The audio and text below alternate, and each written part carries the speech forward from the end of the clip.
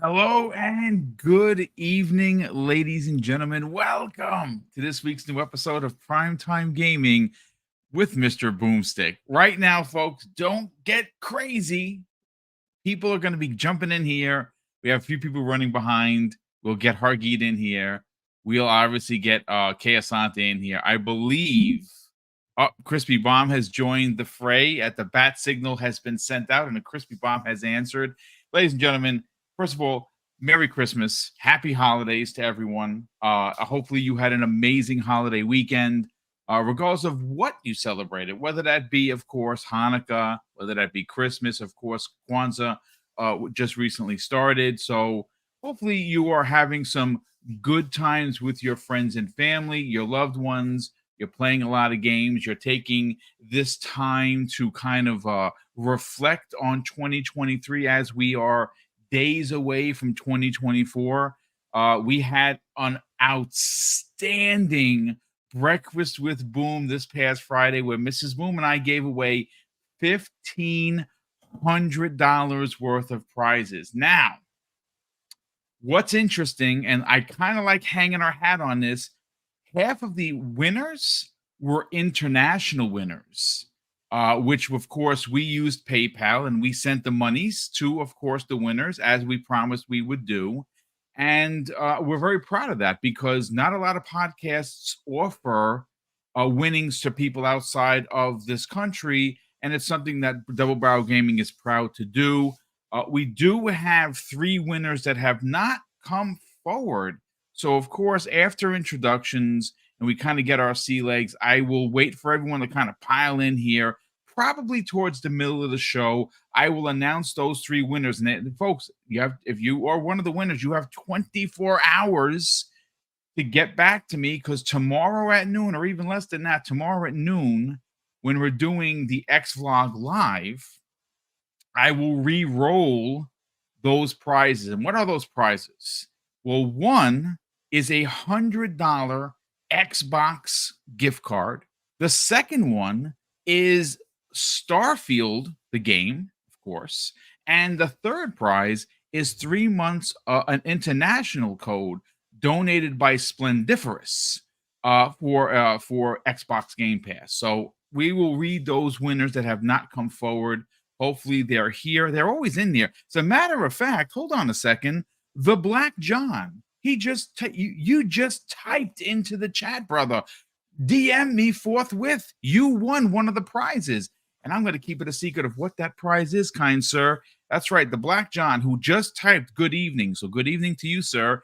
And well, congratulations, you were one of the winners. And speaking of which, let's introduce the panel. It's a little small right now, but I kind of like that because we have a lot to get into. We'll start first with Crispy Bomb. Crispy, what's going on, brother? I know you took it on the chin with the team losing to the Raiders. Not good, but at least you had a good Christmas. How you feeling, brother? How you feeling? Oh, I'm feeling good, and tomorrow I'm level 36, sir. So, yeah. There you go. Should be fun. 36 years old. Good for you, young man. I can hear the reminiscing in your head, sir. God, I appreciate it. I appreciate it. So, a lot of people are like, oh, does it suck that the 28th is your birthday after the 25th? And I say, not all the time, because I did get some gaming consoles that I would have never gotten if it wasn't lumped in with my birthday. So there you go. That's all I really could say about that. Like, don't ever think everything's bad, because then you get a Sega Genesis at like 12 years old and you're like, like 32-bit, by the way, not the 16-bit, the 32-bit. So the 32X joint. Nice. Yes. Yeah. So I mean, seriously, like, enjoy what you have, and it's great to be here. I mean, this is what I wanted to do, and I'm glad, you said, hey, come through, Crispy. Let's go. Well, you're always welcome, brother. This is your house, man. Hargy Johnny, what's going on, brother? You were just hanging out with C Money and Company, and of course that was great. And obviously I'll be hanging out with C Money tomorrow. And tomorrow we're gonna do we got some spicy hot tamale topics to get into that we're not going to cover here, though. I actually, folks, I don't get in my feelings over social media, but Windows Central Gaming put out a story that kind of got under my skin a little bit, so much so that I wrote 3 paragraphs. So please go check out my tweet because we're covering it. And the reason why we're covering it is A, I think it's hogwash. And 2, C Money, who enjoys being spicy, and I know that him and the wife are probably in the chat right now. Welcome, you fine folks. He's gonna have something to say because he actually said something on the socials, and I'm like, yeah, this is gonna be a topic tomorrow because I don't like it. But Hargeet, what's going on, brother? How you feeling? I'm good. I've been playing Assassin's Creed Mirage. I love the old style. It's been great. However, the game just keeps crashing on me, which really kind of sucks. But outside of that, it's been fun. So now, where are you playing, if you don't mind me asking? Xbox Series X. Oh, really? Yeah, I even totally reset my Xbox just to see if that would make it happy. No, it's just still, it keeps crashing, so it's kind of annoying. And that's bonkers because I played it upon release. Yeah. I put about 10 hours in, really enjoyed it. Loved the old, going back to the old way.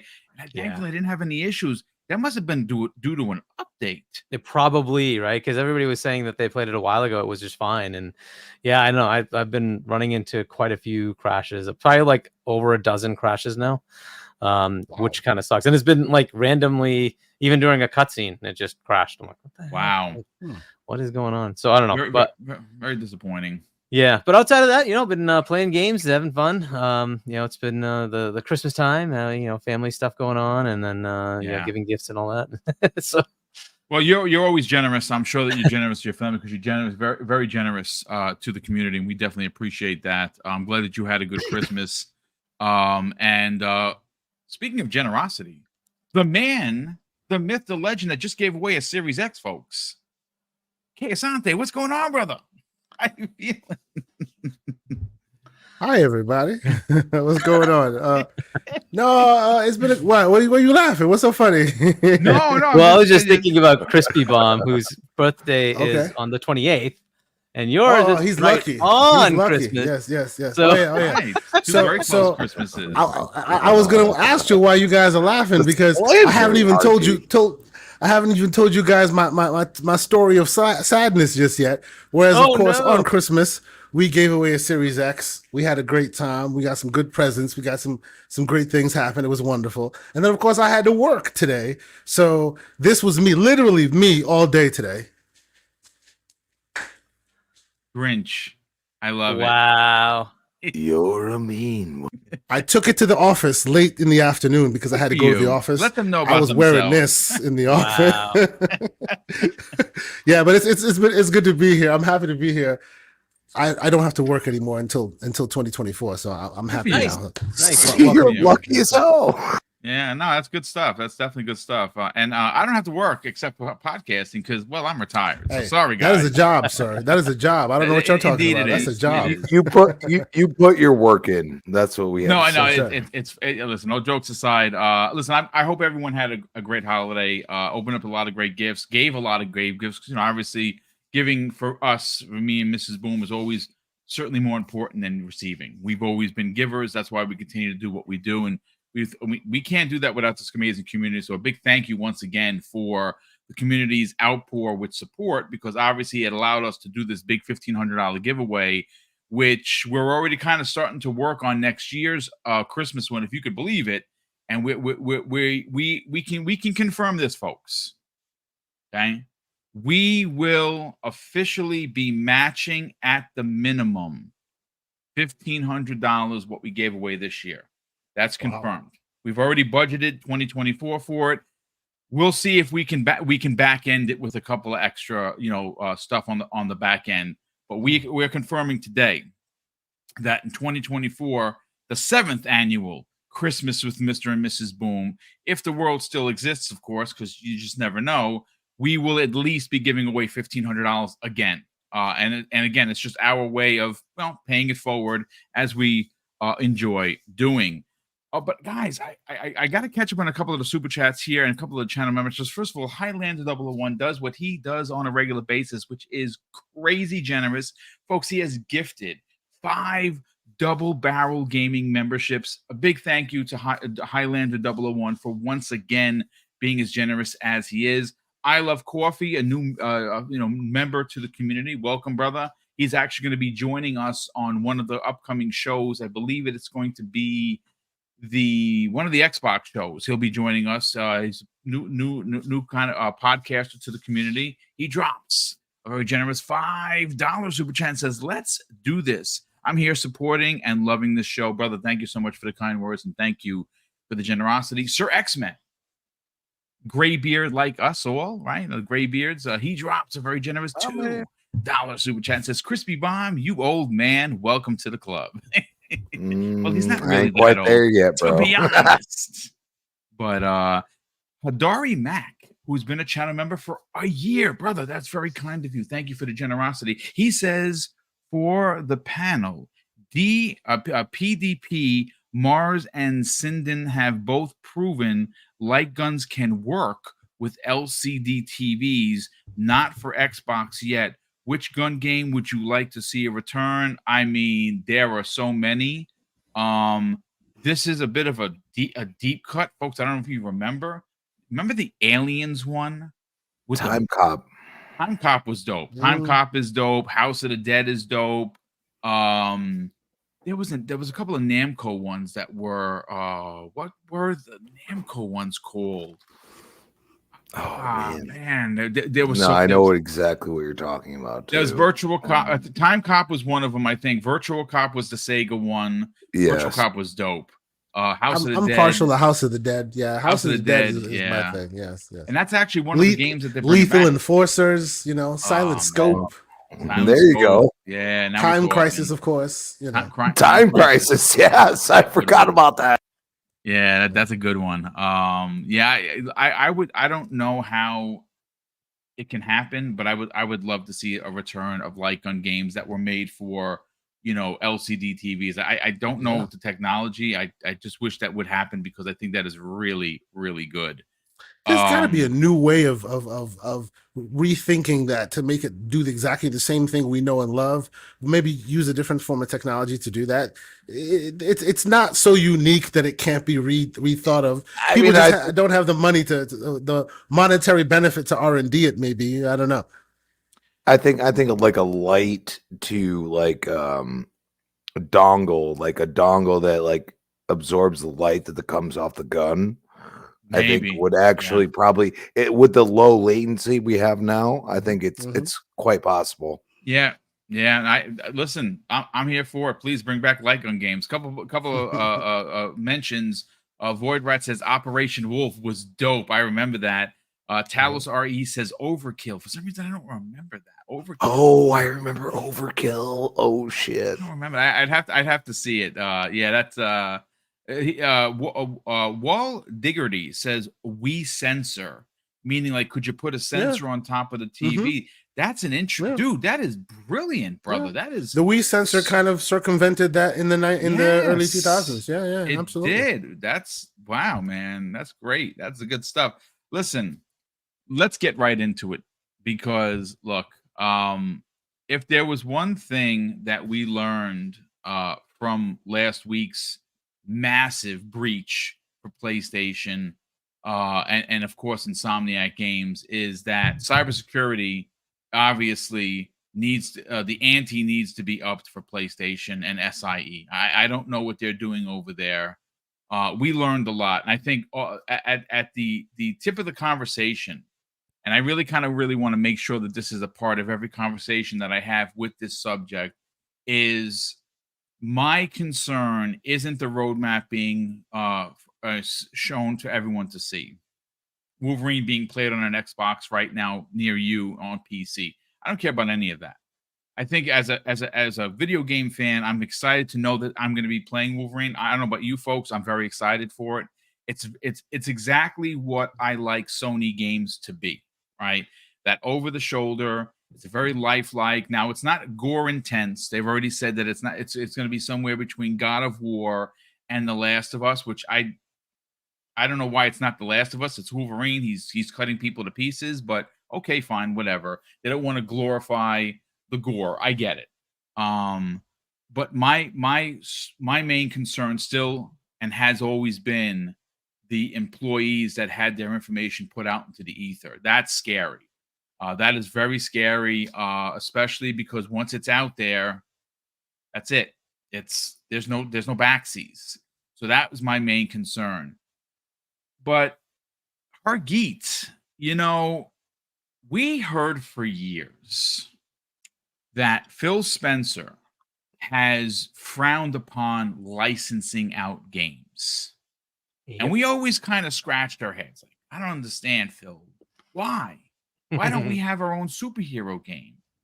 And one of the stories that kind of got lost in the plethora of information that was out out for everyone to read was the fact that Marvel took $215 million for Spider-Man 2 and is expected to take that at the minimum on the next couple of Marvel games per game. And what we found out, which was very interesting, Hargeet, is that Sony has to pay 33% on bundled consoles and Marvel games. Wow. Like, I mean, now you look at what Xbox is doing with Blade. Obviously, we on the second half of the show, folks, we're talking Mandalorian, and we're starting to that rumor is starting to get some serious traction. And I don't know if it's true, but we have a lot of questions to ask in the second half of the show. Hargeet, I want $215 million. We also learned that Spider-Man 2 has only sold 6 million copies, which I think a really good game. I don't understand how it only sold 6 million. Now, maybe it has Spider-Man fatigue. I honestly don't know, but they have to sell 7.1 million copies to break even. And Sony is struggling financially. What are your thoughts on is this? It 7 million? I think it's way higher than that. My guess. I read from? Somewhere that it was 7.1, but it sounded low to me. Yeah, because look, the license cost is very high, right? So per unit sold, they have to pay, Marvel, right? And depending on where it is, if it's bundled, and they did bundle it, right? They did bundle. There was a Spider-Man bundle. They did. PS5. Yep. So you have to take a hit on the chargeback you get, right? Because it's not $70 you're paying extra. You're paying $50 extra. So you're getting $50, not $70. On top of that, there's a platform fee, a store fee, and then you have to pay Marvel, right? So whatever that range is, 40 to 50 to maybe $60 if it's retail versus digital versus bundle, right? You're going to get a big hit on the other parts of that for the different parts. So it's fair to give the platform fee. It's fair to say that platform fee also is just PlayStation. Okay, to some level, you could say it's funny money, but the platform deserves its cut, and the store deserves its cut. That's just the way it goes. And then if you're selling it physical retail, obviously you can't take the store out of it, right? The physical, the Amazons or whoever is going to sell it, they want their cut, right? They're going to take their cut. So that's out of your revenue that you're making on it. So I estimate it's between 10 to 15 million, but I don't know what the breakdown is because I don't know how many sold which way. But to 10 to 15 to even break even, right? 7 is that's just not even close because it costs 300 to make, right? Plus marketing. You still have to pay for the marketing, right? So you're looking at a 500 million outlay.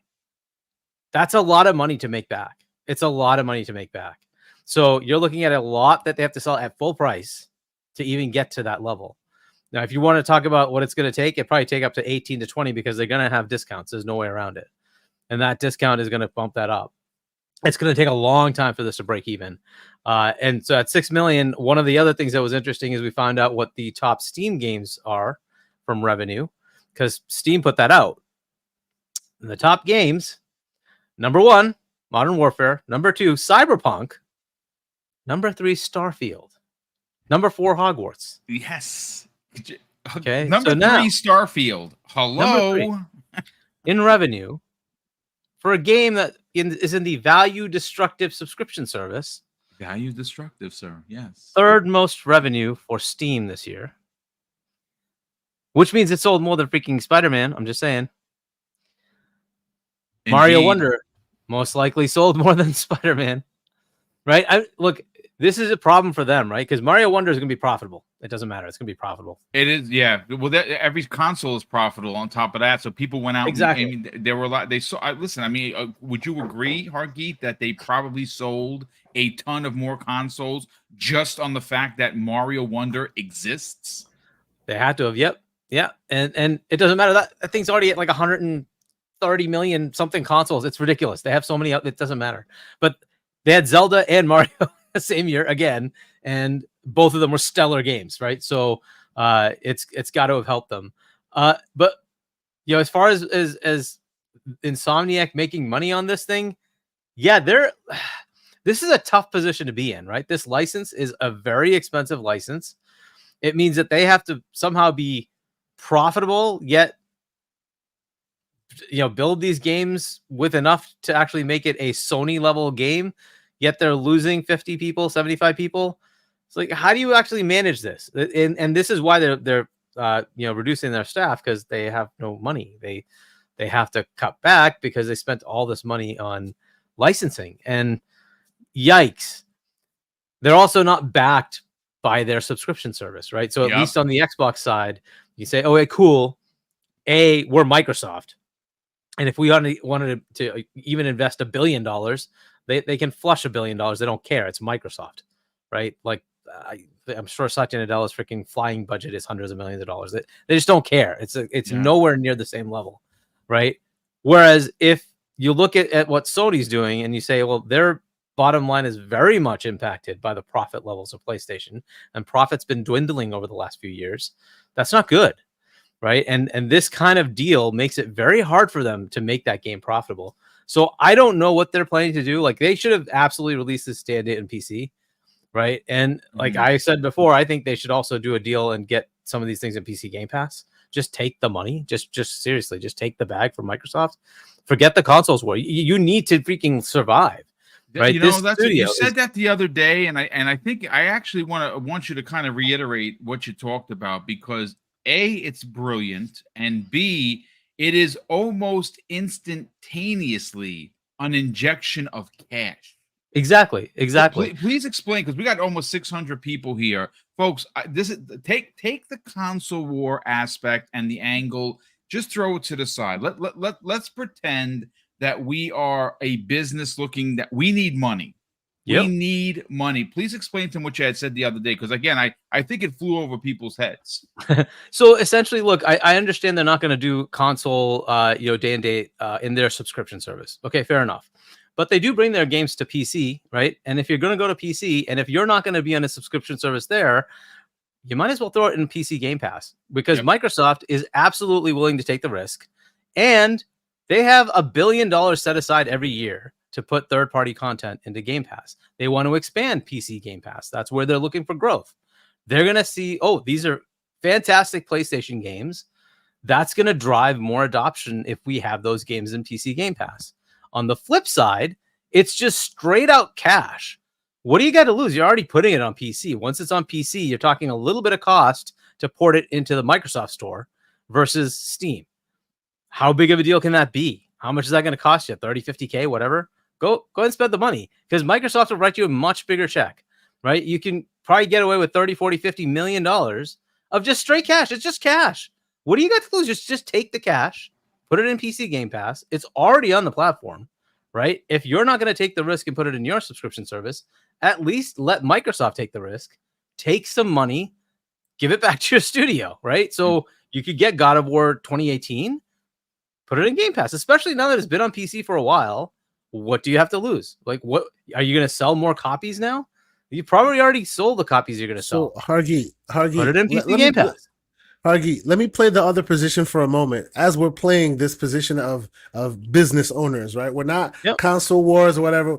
You're talking about a fiduciary duty to give the shareholders as much return on investment as possible, right?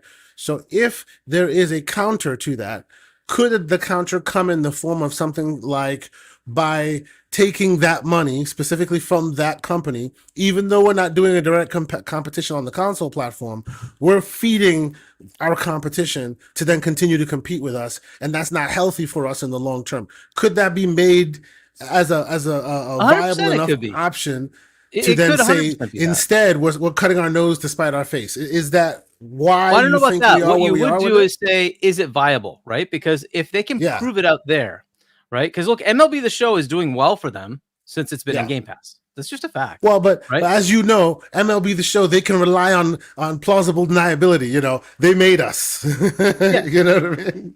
But this would prove out whether their game. So like Returnal, right? That came to PC. How much did it sell? Not a lot. Ratchet and Clank. How much did that sell? Not a lot, right? Even Spiderman didn't do that well on PC. Did okay. Right. So it is a Faustian bargain, sir. I do completely understand what you're talking about with the idea of can you imagine trying to sell that to your shareholders or sell that to the console warriorest of console warring SIE chairman and just say, look, say whatever you will, but for whatever you will, your competition will cover the cost of your development. Boom. Right off the table. They will cover the cost of your development. The guy that took over is the CFO. How big is your ego after that, right? I mean, ultimately, you just have to like deal with reality. And, you know, the idea that Sony can walk away from Microsoft, that's just not a thing. They still run on Windows, right? They're still running their development on Windows. They're developing for PC on Windows. They're deploying it on Windows PCs. Like, get over it. This is just the world, right? When you're talking about a platform like Windows, you need to talk to Microsoft. That's just the way it is. So forget the idea that this is not something they already helped them. That's just the way it is. So I'm not even interested in that. It's really a fiduciary thing.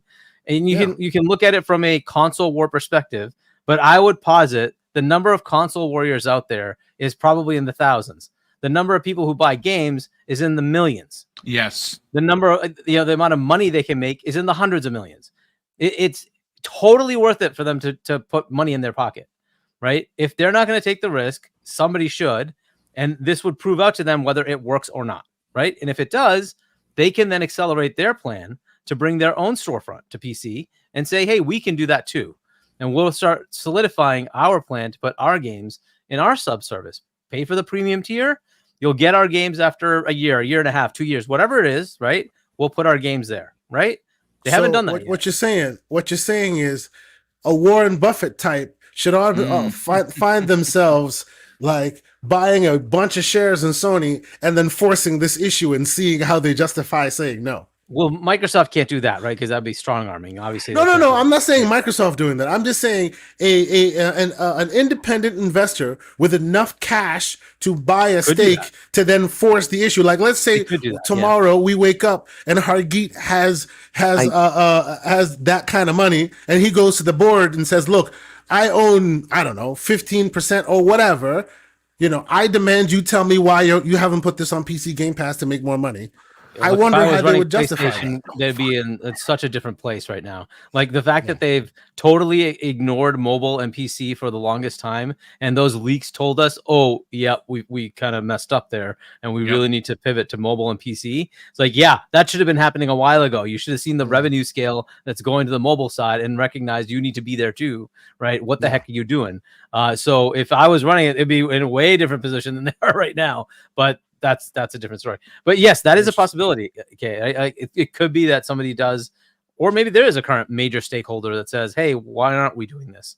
Right? Much like was it the CFO or CMO or something was saying, "Hey, why Xbox? Why don't we look at Nintendo?" Right? Because they have these like massively successful IPs. What's going on there? And he's like, it feels like, yeah, that's just not going to happen. We can't. Like, there's just no way. Right? Yes.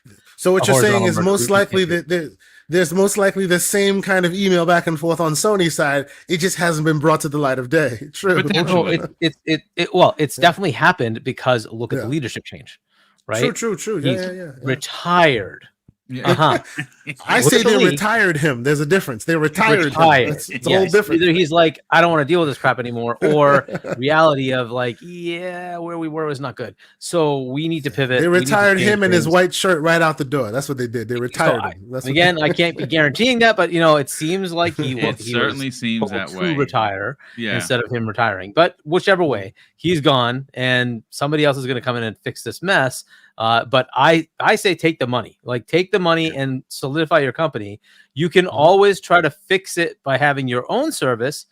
But if you take the cash, you can take that cash and make your service, right? So let Microsoft, who has massive amounts of reserves, take the risk for you. Go put your games in PC Game Pass. You're not changing. It's not like it's on Xbox console. It's just on PC. It allows Microsoft to tout that, hey, we can get a subscription increase for PC. And equivalently, it gives you cash that you desperately need to go do other things on your side, right? So, but Makes sense. As far as the amount of license costs for Insomniac, this is kind of a problem for them, right? They're locked in to making these very expensive games that they can't financially actually recoup the cost of. So I don't know how that's going to work out. For 50 million consoles to get to 15 million copies of a game, dude, that's an insane attach rate. That's not like outside of Nintendo. I would not expect to see that, right? It's just very hard to do. So like asking for that to happen, 6 million copies, it's still short of what I was expecting. I was expecting 7, but that's still pretty damn impressive for 50 million consoles. That's pretty impressive. So I would not say that that's bad. It's just the fact that they have to pay these license fees. It makes it untenable. So It's sad. It's sad that they have to pay these massive amounts. I don't know why the negotiations were that bad. I don't know. I'm hoping Blade isn't that bad. But again, Microsoft can afford it. They don't have this problem that Sony has, where Sony needs PlayStation to be profitable. Microsoft can walk in and say, oh, we made $100 million. And like, okay, fine, whatever. Right. Whereas on Sony's side, that's devastating, right? They need those funds to do the other things they're doing. So it's going to be far more of a headache for them. So it's a gamble that Microsoft might have had to pay the same amount, but they're like, so what, right? I have Call of Duty. That's going to make me money. I got King. Just the mobile side. That's what I was going to say. King makes more profit than going to be dude. It's going to be printing money. Makes more profit than PlayStation. That's how crazy it is. Forget the rest of Xbox, right? So that's where they are, right? So it's like, okay, fine, we'll take the hit, and even if Blade does not, sell as much, it doesn't matter because it's in Game Pass. It's fine. We will take the hit and get the license, right? They're not getting the Spiderman. IP, it's Blade, and hopefully it doesn't cost as much as this. But now you can see why Phil doesn't like the idea, because it fast adds up. Just think of how much money they're spending. How much is Marvel worth? At some point, you start questioning: is it worth it to just buy the bloody thing, right? Like, if you want to license this thing, how much? Like if you wanted to get Star Wars, how much did they pay to buy that? Was like $4 billion or something like that to buy Lucas? It was very low. It was like imagine paying that 4 point something billion. Yeah, imagine paying $200 million per Star Wars game, and you're like, okay, I made 5 of those, dude. Why don't I just buy fucking Lucas? Yeah. Then I just have the IPs. This has been their problem, right? So, I don't know. Like at Microsoft level, you have those discussions because it's have that. Cheaper to not, in my opinion. What was that, Crispy? It is cheaper to not purchase them, in my opinion. I suppose. Yeah, I suppose. Yeah. But there are the potentials of like, well, now I have everything, right? Now you own everything. Now you don't have to pay. And also, regulators have acted like, what about that stuff? I'm just saying, like, hey, I'm Microsoft. I'm just gonna chill real quick. Let's relax. We're gonna play. We got all these games coming out. We're gonna do this, and that's what they are thinking right now. No, you're absolutely right, Chris. You know what? Let's bring you into the conversation regarding the recent report that we have confirmed. Now, okay, so before we get to you, got to shout out our very good friend J Mac, or Gerald Mac, in the chat. He dropped a $50 code in my DMs to give away on tonight's show. So if you are an again, I believe this is a code for here the Americas. So obviously, hopefully, someone from America actually wins it. What I'm going to do, folks, is I'm going to drop a hashtag, and 3/4 way through the show, I will announce the winner of this $50 code that was donated by Gerald Mack, generous friend of the program. So here you go, folks. I'm dropping it right now, and this is because of him, because he says it all the time. Hashtag Xbox World Order. Put that into the chat, and you will be registered. Thanks to, of course, StreamYards, who collects all the data for me, and I simply just hit a button and it picks the winner for me. It's glorious. So thank you, Gerald Mack, again for the generosity. So again, I'm going to read the 3 winners that have not come forward as of yet. One is in the chat. Hopefully he heard me. The Black John is one of the winners from Friday's big giveaway. The other winner is Torino Johnson. He is always in the chat. So Torino Johnson, if you are here, you need to get back to me before tomorrow, the start of tomorrow's show, or I'm going to have to re-roll those 3 prizes. And the last one is V, like in Victor, MacMan, who I also see in the chat on a regular basis. So Torino Johnson, the Black John, and V MacMan, you all won a prize. What that prize is, well, I'm going to keep that secret until, well, you reach out to me. And the 3 prizes that are left are a $100 gift card to Xbox, a copy of Starfield, as well as a 3-month subscription to Xbox Game Pass Ultimate. So that's the prizes that are left over from Friday's big show, 2 of which were donated. What Splendiferous donated the 3-month code, and I don't have the in front of me. I'll tell you again. I got 3 screens open. I only have 2 pairs of eyes. The one I'm wearing and my glasses. So I'll get to who donated the other code in a second. But Crispy Bomb, let's talk about this fee that we learned they had to pay for in order to license out Spider-Man from Marvel. Now we were all made to believe by several PlayStation insiders that somehow Sony had one up on Marvel because of the whole usage of Spider-Man in the MCU.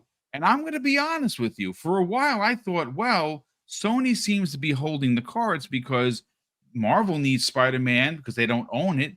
The movie rights Sony owns, though. The video game rights, though, well, that is owned by Disney.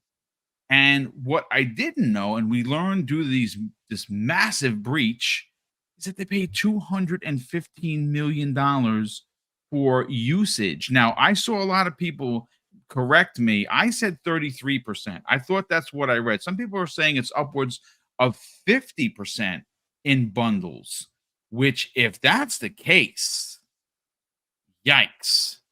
I don't know, Hargeet, if you can confirm or deny that. I could have sworn it was 33, which is why I said it.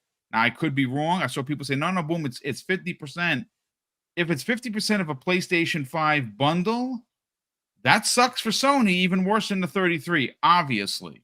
But let's get your take on this. You and I have gone back and forth for years on multiple shows that you're on, and I have been the guy banging the drum saying, listen, Phil, you're Microsoft. Why don't you get a hero character? Now, we know that there's some cost, but Hargeet really kind of broke it down in a very, very tactician-like way where they care about money, obviously, but they're not strapped by any stretch of the truth like Sony is, and they could afford to spend this kind of money to get a hero character. What are your thoughts on this, man? Do you want me to give you those numbers? Hold on, Crispy. Do you want me to give the? I did find the slide. Yes, please. And they're right. It's between 35 and 50. Whoa. Yeah, DLC is 19 to 26. Physical is 19 to 26. Digital is 9 to 18. Wow. Well, so, more information for Crispy Bomb to run with this. Yeah, that's yikes indeed. See, this is where you can go back to all the podcasts we've had over the years.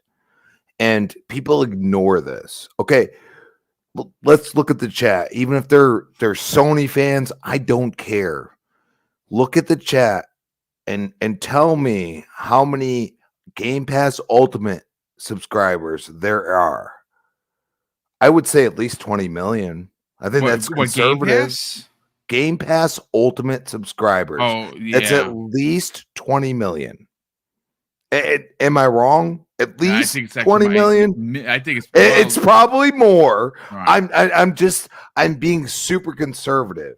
Okay, that's fair. Okay. That's fair. So at $18 a month, those 20 people pay that.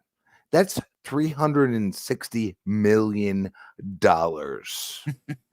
my friends. And you can go and do it on your own damn calculator because I did it 4 times before I even started talking.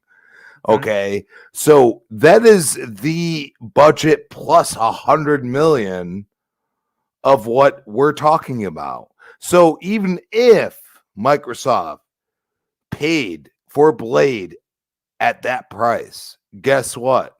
They don't care. And on top of that, we have games that are coming tenfold. We had 10 games come out this year and nobody, it's not a big deal. But if you're Game Pass, of course it's not a big deal. If you're playing on Game Pass, you don't care. Hey, I got it for this price that I'm playing per month. What do you mean? So this is where I look at Sony and I say, look, you got to make a choice. As a gaming company, they have technically a subscription model. They do. I mean, people can ignore it. I mean, what I saw from, what they're releasing, like a Plague's Tale Requiem and what, whatever West and all these games they're coming, like they see it, but can you just go all in? Because you're way behind your competition. And everybody's quietly sitting here like, oh, console sales. And I'm like, yeah, that's great. What happens when Xbox drops a mobile app? Then what? Yeah. Like then what? Like, because I'm not a mobile player, but my girlfriend is. Mm-hmm. But, her son is. Like, these are things that you have to think about. And we've been saying this for years. You have to adapt. And Sony's like, hey, revert back. And they've just done this recently. Like, I bring Jim back. I think he had a better thought process than what we're seeing right now. And it's sad. I mean, to take factions and just throw it to the curb. You know what I mean? Like, come on, dude. Like, I know so many actual PlayStation fans that wanted that.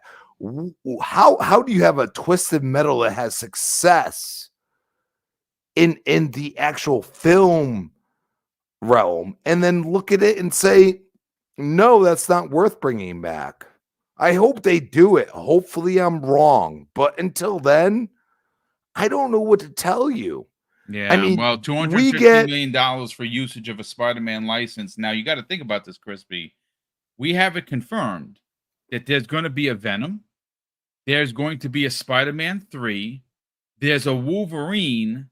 And there's an X-Men 2 and 3. All confirmed. And here's even this takes it to another level. Venom, pretty popular character. He has 2 films under his belt. They're working on a 3rd one right now. I don't know if he gets the same quote unquote cut of $215 million, but I would imagine, Crispy, that the money that they could have gotten from a Twisted Metal gas, from a Last of Us gas, could have helped pay for their next game, which we all know is confirmed to be Venom, Lethal Protector, which is right out of the comics. I mean, this is where we go and say, look at the leak. What you're saying is absolutely true. They're not paying even for the subscription. There's no value there. We've been saying this for years. There's none. There's no reason to. All of a sudden you get a Plex. All of a sudden you get free DLC for God of War Ragnarok. I mean, come on. Like, we've been doing this dance for years with Xbox, and people like, oh, you're just being an a-hole. No, I'm not. I'm not being an a-hole. I'm just telling you the truth. We you know what? We called out Xbox. Xbox keeps giving us stuff. I'm gonna tell you right now, I've seen more Xbox accounts that I follow that are like bigwigs that have said, hey, Merry Christmas, Happy Holidays, whatever. And I don't see nothing from PlayStation because I don't block none of that. I don't. I actually I looked at that and I said, hey, you got a Plague's Tale, you got Wild West. Here you go. You know what I mean? Like, this is good stuff. But then people are going to console war about it. And it's like, dude, I'm not this is good stuff. Like, you know what I mean? Like, I watched my girl play a Plague's Tale Requiem the whole game. And I loved every minute of it. It's not my jam, but it was like a movie to me. And that's right up their alley. And that's fine. I don't have an issue with it. The point is don't act like Xbox is like some kind of second-class citizen when they're coming out with Hellblade 2, Avowed, South of Midnight. I mean, come on. Dude, they have single-player stuff up their alley. And God only knows what In Exile and other, companies are working at right now. You know what I mean? Because they are treated different. They are treated like, hey, do your thing. In Exile. I mean, come on. The stuff they put out on social media. I mean, really look at it and say, like, yo, they can do what they want. You understand what I'm saying? Yeah. And that's what I love about Xbox right now. No, good stuff, dude. Listen, you're absolutely right. And you know something? When you look and you bring up a great point about what's going on with Xbox, right? You basically kind of laid a path of just what's coming for console. Hargeet put it down where he was like, yeah, mobile. And where else are they hitting Asante? Well, they're hitting on PC as well. They seem to have run the gambit, so to speak. So so real quick, the Starfield game code was donated by Thunderdome Gaming Society. So big shout out. I do have a winner of the $50 code, which we'll get to. I'll announce that winner when we move on to the next topic, which of course is the Mandalorian. But okay, I from a businessman's point of view, I just laid out after Spider-Man 2, which they need to sell X amount of copies to quote unquote break even, because the one thing we learned from the leaks is that they spend as much in marketing as they do to make the game.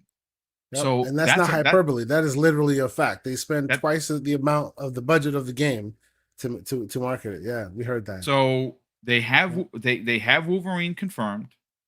They have the next one that's supposed to come out, I think 2025 is, and again, I think that's going to be delayed due to this leak and the code getting out there.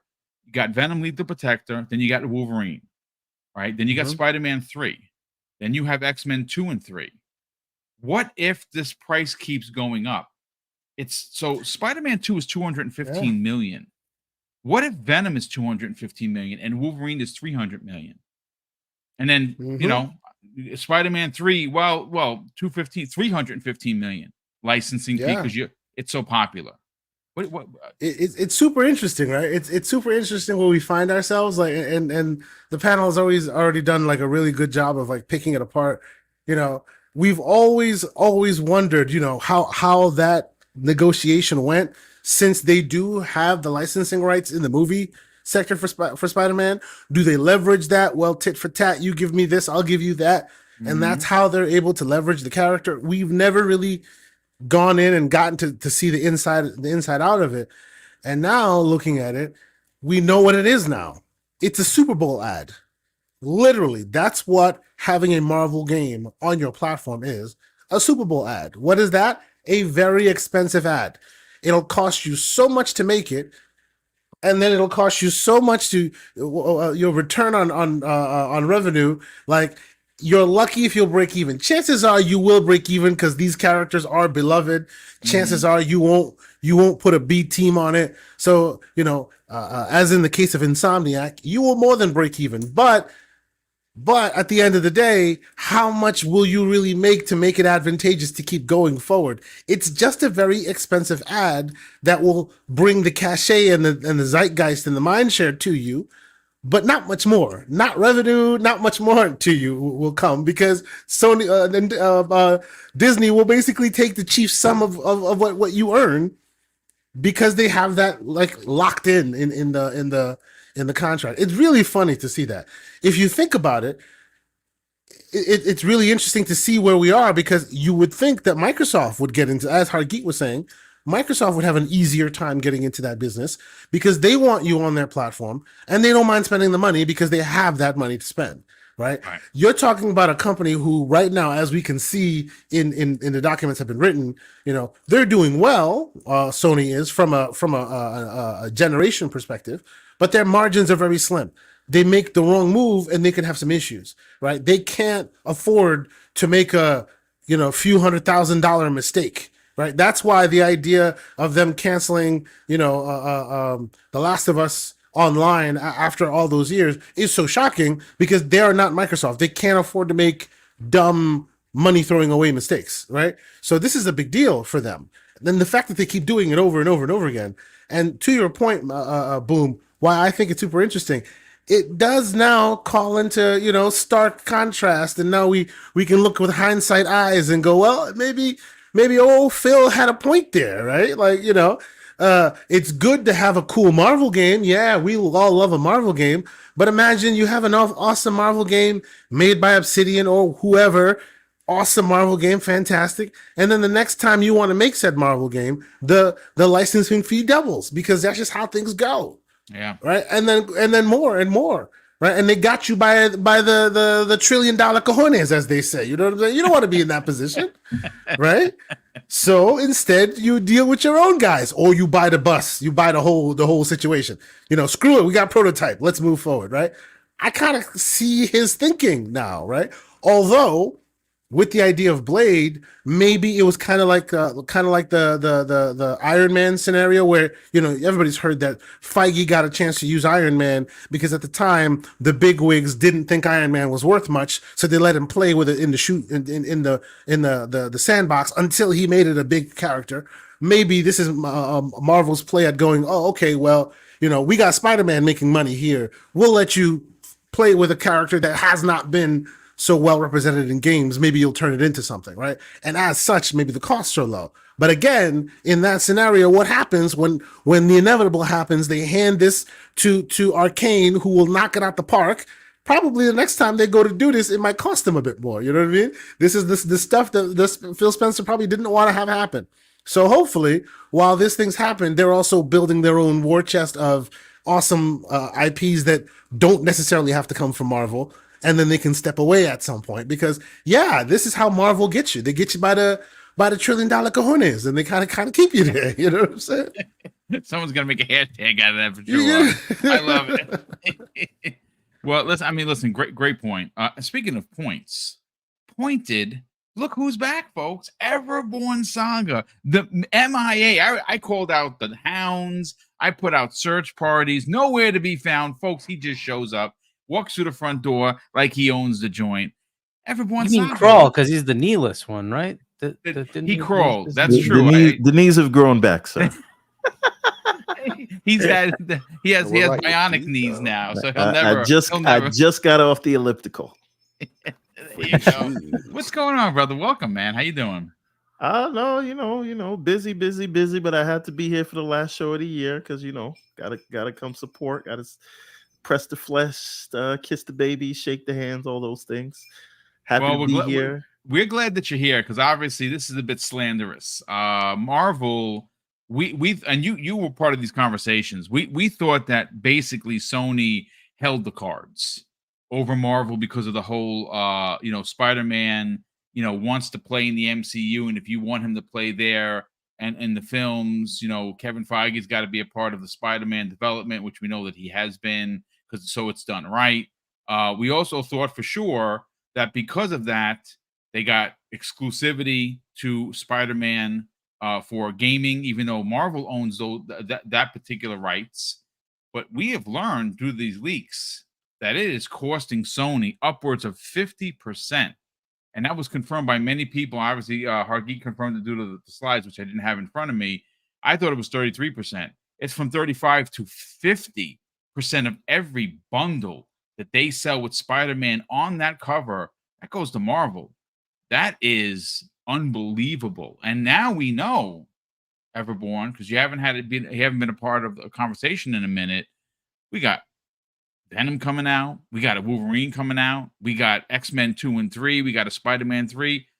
If Spider-Man 2 costs Sony $215 million worth of usage, how are they going to continue to afford? They don't have console. I mean, they don't have PC, right? We don't know when the PC version of Spider-Man 2 is going to come out, and if it's even going to matter. Right, the day and date it would matter. They would have sold. I mean, boom. Some would argue that the PC version of Wolverine is out right now. Well, that is true. That is true. It's actually the Xbox version is out there too. I've seen it. Yeah, that's true. It is true.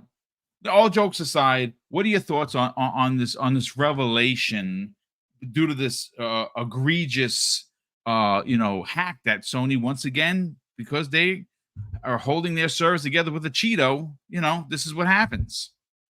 Well, I mean, people get hacked every day, B. I absolutely get that. This week is Sony. Last week it was Rockstar. Right. Year or two ago it was Capcom. Ubisoft just fought off one of those. It could be Microsoft next week. Right. Yeah, sure. And we dealt with leaks that were self-inflicted leaks, with the whole FTC ABK nonsense or whatever. So I don't want to say that. And I think what we have to look at, right? The reason these are worth so much is because I'm gonna tell you why it may be worth it, why I think it may be worth it to them, right? Because none of us are in the room. Right. But then also why maybe the risk is higher now than it was when they originally inked this thing. So things like a Spider-Man game that will sell you consoles on the holiday. There are people that I know, several people that do not game at all. And they bought a PS4 Pro because that Spider-Man 2018 came out. Yeah, I know. I know several people right now that jumped into the PlayStation ecosystem with a PlayStation 5 because of that Spider-Man bundle. So you may actually lose on the game itself, but once someone's in the ecosystem, if you can sell them some other games, you will make it up that way. So it's almost like, and I'm not saying they're losing money on it, but just think of the loss leader strategy, right? We'll spend a lot of money to get him in, but now they've got a PS5. Now by the time some of these games come out, you'll be on PS6 or PS7. Well, will there be a PS6? Because King David, Mr. 98.9% right of the time, says otherwise. You know what? King David's not here, and you'd be a fool to bet against King David. But I have my doubts. But then again, they just called me the needless one, so you can't really listen to my prediction. Now, the thing is, right? Wolverine on the box, Spider-Man on the box will move units because there are millions and millions of just 1,000%. MCU fans. Now, here's the problem, right? Will a sequel, because we've had 3 Spider-Man's games right now, right? Will Spider-Man 2 move more units than Spider-Man 2018? I don't know, dude. I mean, Spider-Man fatigue. Yeah, Spider-Man 2018, folks. Please correct me because the chat is really good about this. I want to look it up real quick. I think they've moved over 30 million. Now, granted, they didn't sell 30 million. I think that 30 million includes Miles Morales, though. I think that's the problem. It's Miles and Spider-Man 2018 remastered along with that. It was 33. that and again, that's the thing. By the way, that 50% number you cited, if I read the slide correctly, they'll get 50% of wholesale price of the game if the game is included in a PS5 bundle. So Sony's still selling a whole PS5. They're just in the tie-in game gonna have to give up 50% of the price of the game itself, not the whole purchase. So if you bought the PS5 bundle right now, half the console. Right. That's if I understood it correctly. No, you are correct. You are correct. So no, you're correct. You're correct. Yeah. So there's and for the fact no one is saying that they're cutting from their own console sales to pay. No. It's the price of the game itself that they're cutting from. But what I'm saying is they're still making a lot of money in that transaction, right? So that's why I think they're okay with giving up that 50% in that one segment. Because if you just buy it off the store, now the digital sale number was crazy. It was like 30%. That's still insane. But anyway, point being, it is a digital sale, so they do get all of that money, and they're not like splitting it with Best Buy or something like that.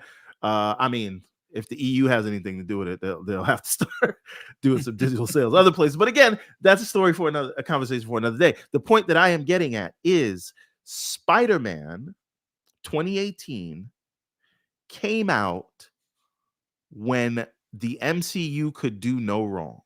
Yes, that's true. That game came out the same year as Infinity War.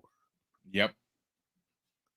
Right? This is before some of the superhero fatigue started to set in, which we thought Marvel was impervious to. And so my question is, while these games will be great, will they be enough? Will they be enough without? And again, the MCU, they got Deadpool 3 coming out with Wolverine. Maybe that puts everybody, the MCU back. The in real Wolverine, Hugh Jackman. Right. Right. So if that turns things around and they have a few more hits again and everybody's excited again, then great. This is all. That's perfect, the only. right? That's the only MCU movie coming out this year, by the way, from what they've said. They needed to slow down anyway. They had quite a few stinkers. But so anyway, I think that that's good. I don't think they should have fired Jonathan Majors, but again, that is a conversation for another day. I don't know. Now, I don't want to say it's doom and gloom because of this deal, because again, I think it is worth a lot of money to have those eyeballs and have those fans, and Spider-Man is a known quantity. What I don't know is if Wolverine is big enough to move the kind of units that Spider-Man will move, just as a recognizable character to casuals. Every comic book fan knows them. I mean, bro, in the world where we've had the Hugh Jackman Spider-Man, Hugh Jackman Wolverine, that although was completely inaccurate to the comics, primed the pump and basically like held the comics to movie pipeline on its back for years. The consumer base knows Wolverine at this point. I mean, you know, this is where I go and say, like, X2, if you watched it for the first time when you were young, you look at that and you're like, oh, that's what I wanted. You know what I mean? Like, and that Future Past still holds up. I'm sorry. Yes, it does. It does. I don't know. I agree with you. Absolutely. Like, dude, X-Men has like the lineage of X-Men, like, you know, the way they done the games over the years was very, like, you know, team based. Like, even when I played the original X-Men in an arcade, it was so much like, you know, you had all of these different characters like Cyclops and you know, Jean Grey and all these different characters coming together and making something. I mean, if they can do that on PlayStation, you got me sold. But I also want to play with other people. Well, we should be. That's clear. all. That's all I'm looking for. I think every one of us here are gonna play and love Wolverine and Venom. I don't. You know, the game's gonna be great. I don't think I don't know. They got to do better. They got to do better than looking like the Hobbit, bro. I'm sorry. Well, like Wolverine stands tall, in my opinion. I'm just saying. The point that I wanted to come to was Logan, a movie we all love, like I mean love. 619 million at the box office at a time where superhero movies were averaging $1 billion. Yeah. Well, to be fair though, Logan was the closeout of an IP when they were moving to the MCU, so people were already shifting away from Fox's fare at that point, that was right? a different thing. And Logan was a really good movie. It was amazing, no doubt. One of the best. Yes, MCU shit. That was really absolutely. Good all I'm saying, I'm not saying that on the merit of the movie. It's one of the best, absolutely. I'm just saying at that time, as you are expertly adding context to why things may have shifted, right? I'm just saying at the time, the reason why Logan possibly didn't get the eyeballs it deserved is because at that time, Feige was on like a height that had never been accomplished, and people were focused there. Everyone in that is one of those movies that people put up there with The Dark Knight. Everyone knew about it. True. In the know. No.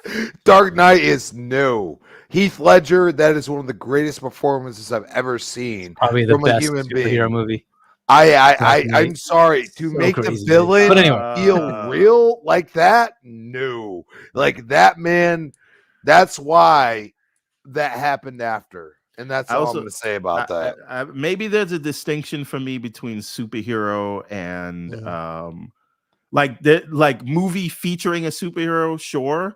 But like comic book movie, that goes to Infinity War. But that is not what we're here to discuss. But that's Thanos, though. Thanos.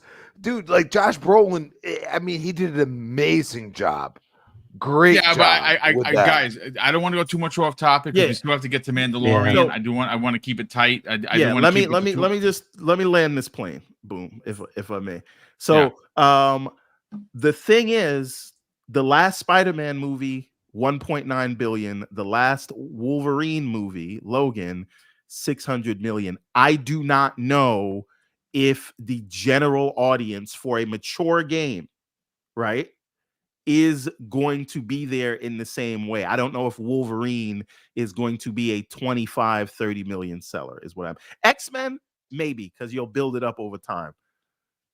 I'm just saying Wolverine is not as big as Spider-Man. That's my only point. It's a good point, but there's a piece of context that I want to add before we start talking the Mandalorian, and I'm going to write to Hargeet because this is where we're going to correlate what Sony is able to do financially and the difference of what Microsoft is able to do. Because there's going to be a conversation. Well, it's probably going to cost Xbox, or Microsoft $300 million for the Mandalorian because Star Wars is hot. Star Wars is not hot. Star Wars is on life support right now due to some really bad choices. But before we get to that, I do want to put this out there. I think that there is something to be said. And again, I've heard both sides. Some people say I'm even more excited of Wolverine because I know what it looks like. I know how it plays. There are other people that say I'm disappointed because I saw what it looks like and how it plays. That's not the kind of Wolverine game I wanted. If this game isn't leaked, if this game isn't currently being rebuilt by people on PC right now, adding things to a game that mind you, this is PlayStation 5 only. It's being played on Xbox hardware, right? In dev kit mode. I think that the leak hurt could potentially have hurt the sales of this game more so than it could have helped, at least in my opinion. Now, am I buying it day one? There's no question. I hope that, like I said, I hope there's a collector's edition that comes with wearable claws. I can run around my house with them. I'm buying it, right? That's great for me. I'm a fan of Wolverine. But I think that when you consider that Sony is they're just so stuck in the past. And they even said it. Folks, it's in the documents. They're like, yeah, Hargeet said it. We kind of messed up. We're not in mobile. We're not in PC. We're doing the console thing. We're getting left behind. They know. They use the words Microsoft is going to, not potentially, is going to leapfrog us. That's what they said because they are so freaking behind. So this leak, disastrous on every level. I think that, and again, this is some of the tea that we never knew as podcasters, as a gaming community. We never knew that a licensed IP was $215 million plus all this other back end money they're making. It's unbelievable.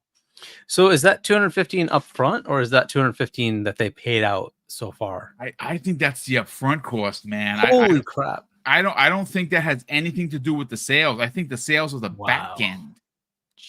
Jeez, and again, if I'm wrong, folks, please by all means correct me live on the air. And I'd be more than happy to give you the shout out. But I'm almost positive that 215 isn't the money collected. That's the money that they had to spend to get the license. That's like right off the top, which is, that's a lot of money. Like they wanted to believe that people were gonna play it more. Well, again, Spider-Man and Miles Morales sold, I think Hargeet said 33 million combined, which is, that's a lot of freaking copies. But that also was not all at full boat. That's also. Okay, so real quick, we have a winner of the $50 gift card that was donated by Gerald Mack, and that is Big Mad Mo, who won the $50. Big Mad Mo, reach out to me, whether that's Xbox Live, DM me, or email me, brother. Congratulations. Again, shout out to Gerald Mack for the donated code. We super appreciate the generosity, because the winner there is Big Mad Mo, and he probably shouldn't be mad after that because that's a $50 gift card. So congratulations. So real quick, we have Sir X-Men, who drops an outstanding additional $2 super chat, says they have light gun games for these new TVs. Do the research. Indeed, sir, I will. I'm going to check that out. Gerald Mack not only donated a $50 code, folks, he has also dropped a $5 super chat and says, shout out to Double Barrel Gaming. Salute, gentlemen. Xbox World Order is in full operation. Hashtag Graybeards, indeed. And Hadari Mack, who's been a channel member for over a year, drops an additional $5 super chat and says, I mentioned both the PSP Mars Xbox and Sinden for PC light guns, which both work on modern TVs when I asked the panel about your favorite light gun games. Oh, so one is called the PSP Mars, and the other one is the Sinden, SINDDEN, and that is for PC. I'm gonna look that up, dude. That is incredibly interesting. Sir X-Men drops an additional $2 super chat and says Sony's fault for not having also on PlayStation 4. Yeah, I kind of agree. I think Spider-Man 2 could have ran on PlayStation 4, and they chose to strong arm the people into buying PS5s, which a lot of people did. It worked. They sold a lot of consoles, but they also probably would have sold millions of more if it was on PC and on PS4. So there's that. Let's see. Gerald Mack drops an additional $5 super chat and says, happy belated birthday to Kay Asante. Happy early birthday, Crispy Rambo. Shout out to the Graybeards. We them boys, we outside Xbox World Order. Brother, thank you so much for the generosity, and thank you for the birthday wishes for both, of course, Kay and Crispy Bomb. RC Polygon drops an outstanding $10 super chat and says, as King David says, to keep the neck on Sony, force Sony to adopt to the changing times. Have Microsoft buy 2K. Have microtransactions with NBA and GTA Online. Single player with BioShock, Bully, and Red Dead. I mean, I don't know if they can get. I honestly don't know if they can get away with 2K. I think let's take. I say go. I want Sega, but I'll take the investment into Sega rather than buying them outright. And that's a good way to do it. What I think could be trouble, and this is a thing that I think could realistically happen. I am rooting for this, but not to Sony's detriment or whatever. If Microsoft were to say, or Xbox or whoever, we're going to classify them as. If they were to say, hey, you know what? Now that we've converted all the gold members over to the basic Game Pass, there's no longer any fee to play online. That would cut Sony's throat if they did that. I'm gonna tell you that right right? now. Because then, but why not? Why not? Right? It's Yeah. money. It's money in their pocket. Because No, they but- have too many regulators looking at them right now. Well, I don't think the regulators would. That'll be it's done by next pro-consumer. year, and you can't tell people like, listen, it's antiquated. They've said it themselves. It's antiquated to charge. We're still for talking online about play. people suing for being COD, taking COD away.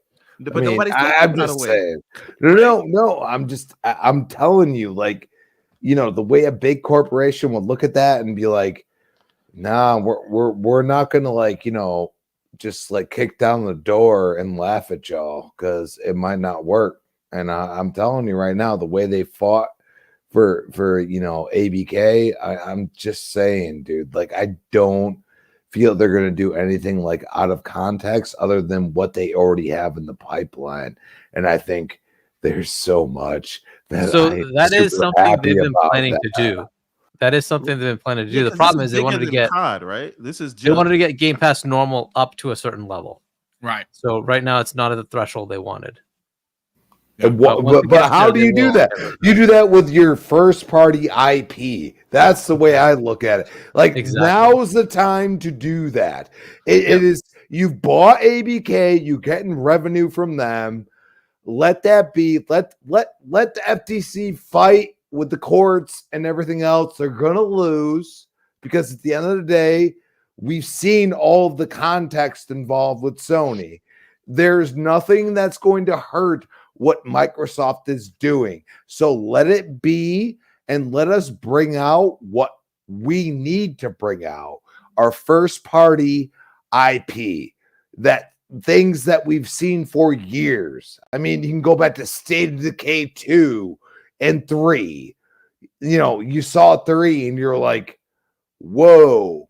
And people use that as like, you know what I mean? Like, come on. But I think listen, if they ever made Xbox Live, if playing online with your friends free on Xbox, that would literally cut the jugular of Sony. I don't think they would do it though. That's all. It's a lot of money to leave on the table for sure, but you just never know. Do you make it up in the increased COD users that come to Xbox because you of that? probably do. There's no doubt about it. When you release COD, that's when it's on Game Pass. That's when you would see something like that. We will certainly see. Real quick, gentlemen, I want to move on to the next topic, but Gerald Mack drops an additional $2 super chat and says, "Can Disney demand that those games go multi-plat?"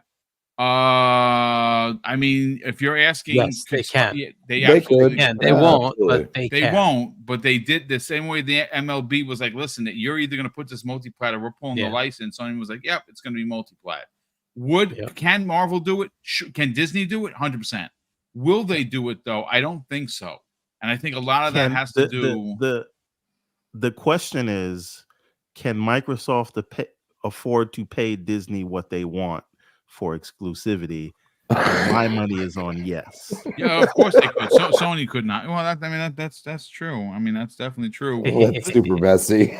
Yeah, it is. Alvin drops a $5 super chat and says, with Disney charging 35 to 50% per bundle, and that's actually the game, not actually the console, not the hardware. How much is Activision charging for Call of Duty bundles? I wonder. Xbox making 50% per PlayStation 5 bundle. I mean, they could very well be making 50% on the game for sure. I would imagine it could. No, it's got to be more than that, right? Because in this case, it's just a royalty.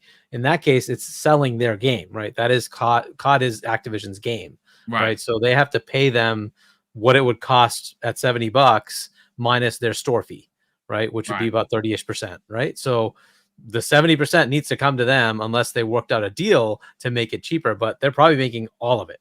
So whatever the amount is, probably 100% is going to Activision because it's their game, right? It has to. It would just make sense, right? Because Call of Duty it's not a royalty that they're paying to Disney. they're selling their game, right? But this is a third party selling their game on PlayStation, so they owe them the full 70%. So it'll be right. It'll probably be a full 100% of whatever they're making on that bundle deal they're giving to Activision. This is why when people talk about Call of Duty on PlayStation, I laugh because Microsoft is making money hand over fist. They're going to make the money. Yeah, exactly. It's ridiculous. Let's see. Web Dave, who's been a channel member for 28 months, says the only reason why Logan didn't make over $1 billion is that it was R-rated. Great panel, great show. Love you all, guys. Love you too, Dave. The game is targeting a mature rating. It is, yeah, so it's going to be limited. But listen, Harkeet, I want to go right back to you. Let's talk The Mandalorian, because the more that we keep hearing about this supposed rumored Mandalorian game being made by ID Software, who make Doom Eternal, it's starting to gain more traction. So we have been asking for the last couple of months, where is the next Doom? Right? Like the second in the series was years ago. What are they working on? Where now I know Machine Games is obviously doing Indiana Jones. We've been asking where's Wolfenstein? There's a lot of questions, but we are now starting to hear from different sources. Now, again, take this with a grain of salt, folks, that a Mandalorian game was originally thought to being worked on as an MMO by ZeniMax Online, and that's been swirling for at least a year, maybe even more. But Hargeet, we talk about the money being spent. I'm here to tell you that if I understand Star Wars isn't in the greatest of spaces right now, like for the films, because they've had a really bad couple of films. Some of the shows didn't hit like they wanted to. That's fine. But if there's one consistent show that does bring in the people, it's The Mandalorian. And I don't know. I mean, it's id. Is this going to be a first-person game? I don't know. I've never seen them do a third-person game before. At least I don't recall. It's always been first-person. And now we're starting to talk monies. Spider-Man, $215 million. Sony is hurting that they're paying that. There's no doubt about it. And they're just not making as much money, and they have to sell a significant amount in order to make that money back. Now you look at Microsoft. Microsoft could invest in a Mandalorian IP because of how much money that they have coming in from PC, from mobile, and from Xbox, specifically Xbox Game Pass. Crispy Bomb just said politely 20 million, but we know it's more than that. It's well over 30, right? This is a really big deal if they have acquired an exclusive Mandalorian game, which we know that Star Wars games in gaming sell really well. Just look at what Respawn did with their 2 Jedi games. They sold gangbusters for EA. And a Mandalorian game made by id, who is, by the way, working on new id tech. I don't know the number attached to it, but it is the next game is going to be the new id tech. This could be a really big deal. What are your thoughts? Yeah, I mean, so we've seen a little bit after the indie thing, right? That they wanted to make that exclusive. I'm sure there were more discussions than just Indiana Jones, right? Mm-hmm. So, and if you know, Zenny was already working on some licensed stuff, they're going to work through all of those, right, to make sure that they get the right thing. You know, what we saw is a leak, right? There was a leak from the FTC thing of ZeniMax positioning themselves before they were being acquired. Here are the games we're gonna be working on, and they had a Doom 0 or something like that, right? That was the next thing. That does not have to be what actually happened, right? After they're acquired, it could be whatever, you know, they work with Phil to figure out the next game, right?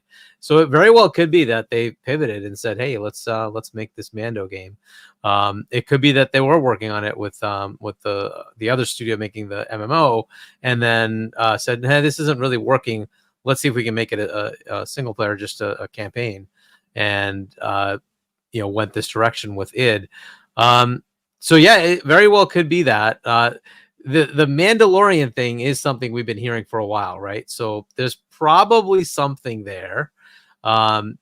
What that would look like with id, I don't know. And let's also say Arcane has also only done first person, at least that I'm aware of, and they said no, Blade is going to be third person.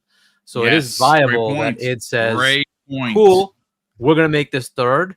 It doesn't matter, right? Those guys are pretty damn good, so I'll give them benefit of the doubt that they can switch.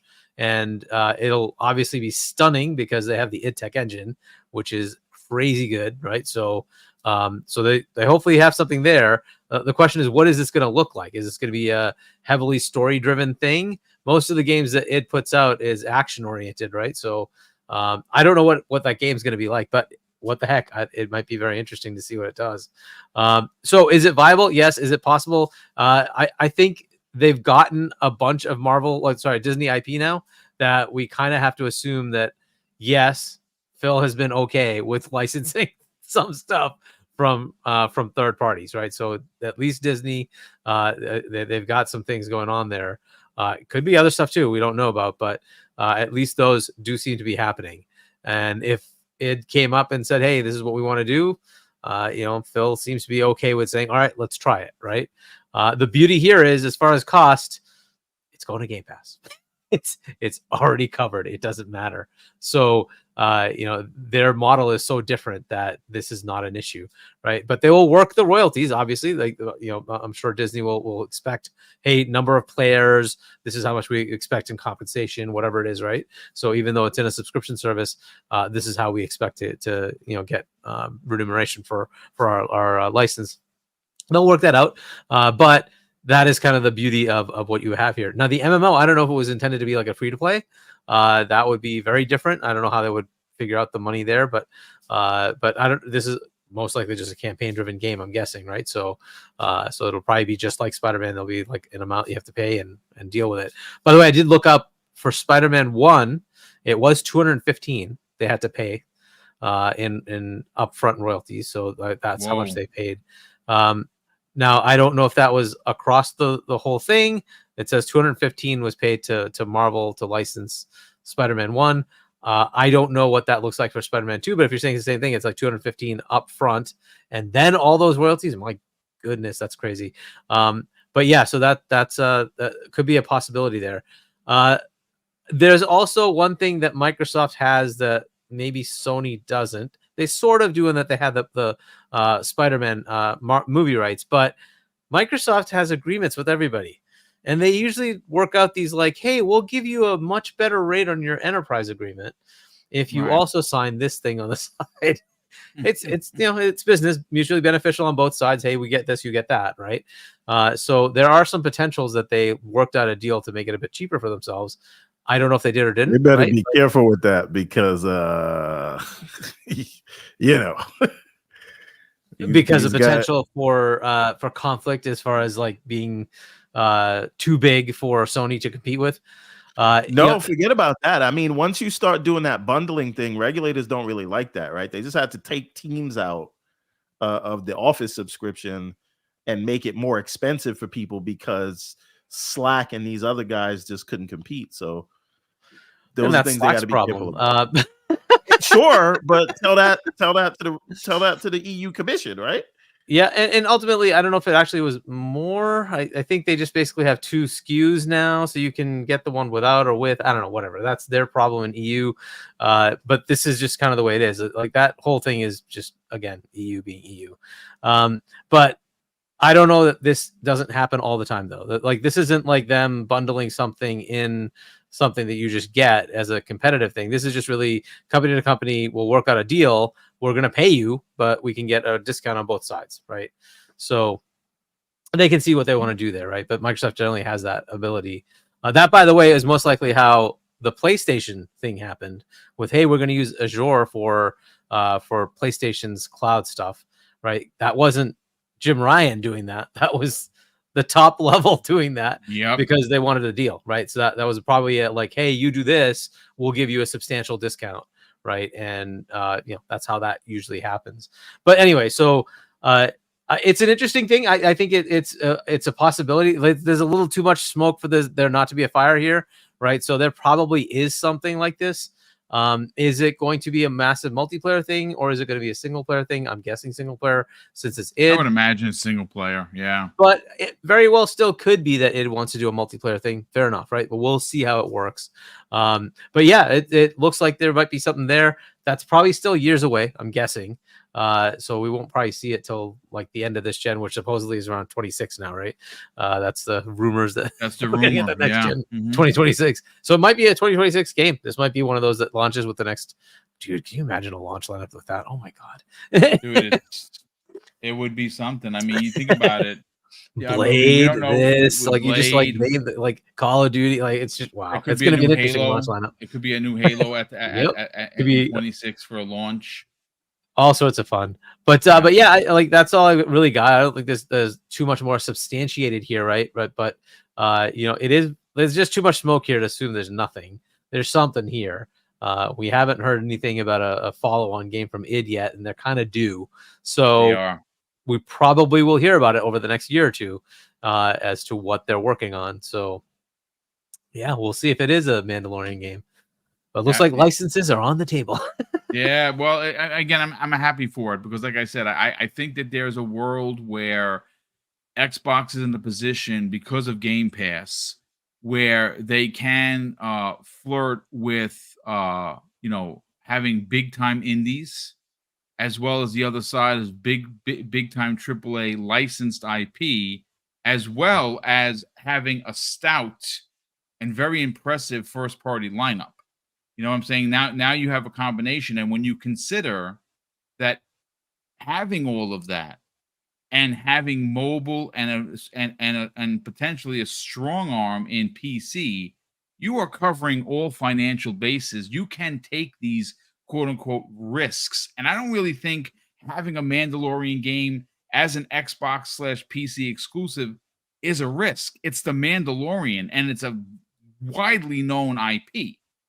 And it's like I said, maybe season 3 wasn't, hit for you, but seasons 1 and 2 were amazing, and they are working on season 4 right now. Chris Brown, let's bring you in on the conversation, brother. What are your thoughts on the potential of Microsoft locking down the Mandalorian IP and its software actually making that game? This is the way. Indeed, it is. That is it. I mean, seriously, it is like what we used to look at Crytek as. Mm-hmm. You know what I mean? Like the Cry engine was one of the greatest things ever devised. And id, I mean, what a love letter to Doom fans with Doom Eternal. I'm sorry. I have not beat the game because I refuse to play on the lesser level, but my God, what a love letter to Doom fans. And the one thing you could look at, how many first person shots did you get with the Mandalorian? Many. Oh, yeah. A ton. You really did for a filmic, TV show. That's Jon Favreau. I mean, the dude, he knows what he's doing. You know what I mean? And he's probably looking at id as yes, you can capture the gaming aspect that we never could in the TV show. But I mean, seriously, the humor was great. The first 2 seasons were just amazing. Yeah. So good. And it's you say Xbox can laugh at themselves, and you might see a Series X pop up or something. Hey, this is the old stuff. They are weird like that, and I love that about them. And that's where I go and say id Coalition, you got me sold. Sorry. Yeah, no. I mean, seriously, as far as logical, visuals, everything else, the gameplay of Doom Eternal. If you haven't played that game, don't talk to me. Go play it. And trust me, you don't have to beat it. I'm not going to sit there and beat you over the head over it. just try it out. It's brilliant. First person brilliant. It's so good. Yeah. And it's like they have the capability to say, you know what? We can go third person, or they could have elements of third person. People forget this stuff. Like, you know what I mean? You don't have to. You could be first person, third person. You can have you could bring somebody through a story of how they feel, that character that you're playing as. And I think if they do that, because I mean, Mandalorian, that's a really good character. I'm sorry. Really good, like wholeheartedly good. And it's like, hey, I stick up for who I love and everything else, but at the same time, like, what's going on here? You know what I mean? Like, these are things that we need to see. And I think Xbox, and especially id, could do it very well. No, absolutely. I think you're onto something. And again, I like how you and both Hargeet said, well, why does it have to be in first person? We've seen other studios go from first person to third, right? We saw perfect example is Horizon. This came from the team that all they ever did was a first person shooter. Killzone, right? Yeah, Killzone, which was freaking awful. I mean, the first one was not so bad, the second one terrible, and the third one even worse. I mean, I'm sorry, there were two. So yeah, I mean, listen, it is what it is. I think there's three. There was a PlayStation 4 launch one. It wasn't considered that was 3. 4, right? I mean, well, it was considered 3. Was that considered 4? I thought that was 4. Oh, okay, yeah, because it was on 3 Shadowfall. It was on 3. Okay. Awful. But look what they did with Horizon. Now, you know, a lot of people are like, I don't care for it. I happen to be one of my favorite new franchises. You were thinking it was SOCOM, Hargate. SOCOM. No, it's Killzone 4. Killzone 4 was just called Shadowfall. So there was a Killzone 3, which was on 2011, and then Shadowfall was 2013. Yeah, that was the launch of the you bring in the receipts. There you go. Yeah, I love it. Yeah, let's let's bring you in on the conversation, because obviously we're talking Mandalorian. Now, obviously, we know that there's going to be a heavy licensing IP. There's going to be a heavy financial burden for licensing an IP like the Mandalorian. The difference between the way Sony has done it is, well, Sony doesn't have the same kind of money as Microsoft. And Microsoft has money coming in left, right, and center now, being that they went from having literally no thumbprint in mobile to now standing shoulder to shoulder with Apple and Google with the purchase of getting King. That's a fact. Yep. What are your thoughts and your expectations for this if it turns out to be true? Because, like I said, the more we hear about it, the more it sounds like it's an actual reality, more so than just a rumor. Yeah, I all but think it's a reality as well. It's been lingering around Xbox and their game catalog for a while now. We've heard it materialize in one shape or form or another. I won't get deep into it because that'll be spilling some industry tea, and I don't want to do that. But this is not the first time we've heard the Mandalorian and a Star Wars MMO float around, right? So where there's smoke, there's fire. You know, I'll keep this one brief because you have to on this one. I have seen every episode. I even watched the Boba Fett show, and I didn't like it as much, but I still suffered through it to be able to catch the whole thing. I am a big fan of The Mandalorian. I worship at the altar of the Filoniverse. I have seen every single cartoon animated series he's ever done.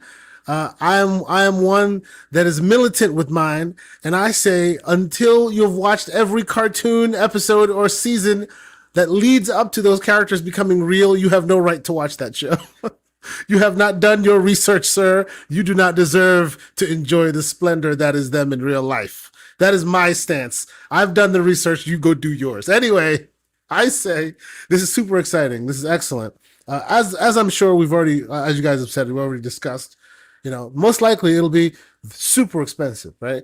The wall to climb for it to become profitable for them will most likely be a bit debilitating, or if you see it, it'll be a bit at first blush, it'll make you lose your mind. But as we've discussed, this is Microsoft we're talking about. This can be a loss leader. This can be that Super Bowl ad that they are okay with paying for at least once a year, right? Not many people can afford that Super Bowl ad. If you can make a Super Bowl ad and walk away with it clean, that means you're in a different echelon. Obviously, Microsoft is. So they can make a game. They can have id Tech. They can have id put their expertise to work and make this kind of game. And I know they'll do something special. I know they'll do something great. But even if it's a carbon copy clone of freaking Gears of War with a Mandalorian skin, you got me. It's over. I'm there day one. I agree. This is me telling you I'm biased. Take all I say after that with a grain of salt, because this is unabashed Mandalorian Filoniverse fan. So that's it for me. No. I mean, listen, you're not wrong. Like I said, I think that what we have to kind of get, we have to remove ourselves is, are these studios going to make standard fare games that they're known for?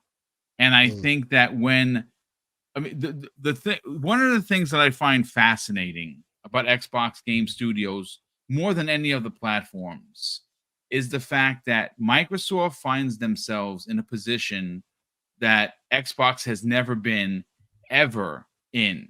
And that is, they have the most important thing. Well, two actually important things. One, money. That's huge. And we know that Microsoft is all in on gaming. They're going to double down, according to Satya. But even so, even more so than the money, it's time. They don't have to rush these games out to rob Peter to pay Paul and sell X amount of copies because of Xbox Game Pass. And they literally, folks, they have over 50 studios. And that's not even what else they're going to bring to the table in 2024. Right? They have over 34 named studios. And when you consider that some of those studios have 2 and 3 different teams, like Infinity Ward has several Infinity Ward development houses. Treyarch has several Treyarch development houses. When you start to add all of that, it's closer to 50 different studios. That is bonkers. They are the tip of the spear. Now, granted, yes, people are like, yeah, Starfield, whatever. After this has been a banner year for Xbox. Next year is going to be insane. Next year after that, even more bonkers. And it's only going to continue to get bigger and wider, and it's going to be this beast you cannot contain. Let's bring in Everborn Saga with your thoughts and your theories about the potential of a Mandalorian game being exclusive to Xbox, but more specifically, being made by id Software. So I have a question. Well, several questions. What would you guys prefer, a first-person Mandalorian or third person? Me, I like third person. Me personally, I'd like a third person. Because you want to see the Beskar, right? Yes, the shiny Beskar. You want to see the armor. You want to get the jetpack and do the things. But again, maybe a hybrid. You enter some first person mode and you're in first person, and you're. I mean, maybe a melee because I've played. Because I've recently played the RoboCop. That first person head pop is a beautiful thing, man. Maybe hybrid of both works. No, but so here's the problem, right? If you, I don't have to say if you. We know you've established your where your allegiances lie. But in a game like that, where you could get the Darksaber, right? Where you can get all of these things. I feel like you want to see these things. I feel like you want to do those melee, like you want to be able to play it the way you want, jumping from a boost pack to come down with the slash and everything. I don't think it should just be first person. Now Cyberpunk handles the swords well, so maybe they could do it. And this is id. If anybody can do it, it is them. But hey, even Cyberpunk goes third person when you go to a bike. When you go to a bike, I'm telling you, hybrid, you could do it. Yeah, I mean, I would prefer for this game, especially if it's an RPG, I would prefer third person. Now, my second question is, what are we basing this rumor off of? Because I hear that the people in the know are saying they don't have any not tangible, that's the wrong word, but hardcore confirmations on it. Jez, Grubb, whoever, they have not confirmed this. So where did this rumor emerge from? It's magical. Well, no, I mean, obviously, I want to be very clear. I want this to be true, maybe more than Keisante. Well, no, the original rumor but I don't want to get my started with hopes the up. fact that ZeniMax Online was making a Mandalorian MMO, and it has expanded on the last couple of months as it being id Software. Now, who exactly started this? Why I don't think I can personally put a pin on it. I mean, I could try and find. I could tell you publicly where the rumor. There are some public sources of where the rumor comes from. And that makes me raise an eyebrow. And then there's some private places where I'm go, okay, where it makes me really think it's a serious situation. Not that it's actually happening, but it has been talked about, and that it's not just smoke. Has Phil, has Sarah, has anybody killed it yet? No, no one has. No one has. I'm just saying. No, the way they talk to us. The way, you know, like happy holidays, like you see it, like at least some of us see it all. So you know what I mean? Saying like Phoenix Collection, prime example. Have they killed it yet? After how many years? A couple? I mean, so okay, I have the original tweet on who it's from. Okay, now I've had him on my show. He's a prevalent Xbox Spanish YouTuber. His name is Ecstasies. And the guy has massive, when I tell you, megaton massive connections within gaming. And this guy doesn't miss. Now, could he get it wrong? We all do. But I have never seen him miss. And this would be a pretty big miss for him. I know him. He knows me. He's been on my show. We have talked behind the scenes, and I have the tweet in front of me, and it says this. It has been said in the last few hours that ID Software is working on a game scheduled to be released between 2024 and 2025, and the waters of anticipation are choppy. Users who usually have information cannot stop rumoring about the possibility that this project is a licensed title. But where this gets a little bit warmer, folks, in the legal documents, there was an unannounced licensed IP that Microsoft was working with. I mean, that wasn't Blade. And that's not Blade, by the way. I'm just saying that you put the pieces together and we might actually have a puzzle here. So here's the thing. Microsoft has been extremely, very highly friendly with Disney. When we talked about the Pirates of the Caribbean Sea of Thieves thing, I think they did another thing with Disney. Was that like Monkey Island or something like that? Yeah. That they did. That's a Disney thing, right? Is it? Am I wrong? Maybe it's not. Yeah, Disney owns the IP. Right. Yeah, it's Lucas. Yep. LucasArts. So they've done those two things. So they're already in bed with LucasArts, right? It is not outside of the realm of possibility, especially since Lucasfilm is already working with them for Indiana Jones and had no problem making that exclusive. That's thing great one, shit, dude. Right? So who is to say that they didn't say, hey, we had massive success with the Jack Sparrow add-on for Sea of Thieves. We're already in bed with Indiana Jones. This is through id, right? So we've got that relationship. Okay, guess what? Bethesda also has a deal with you for Blade. So if they can get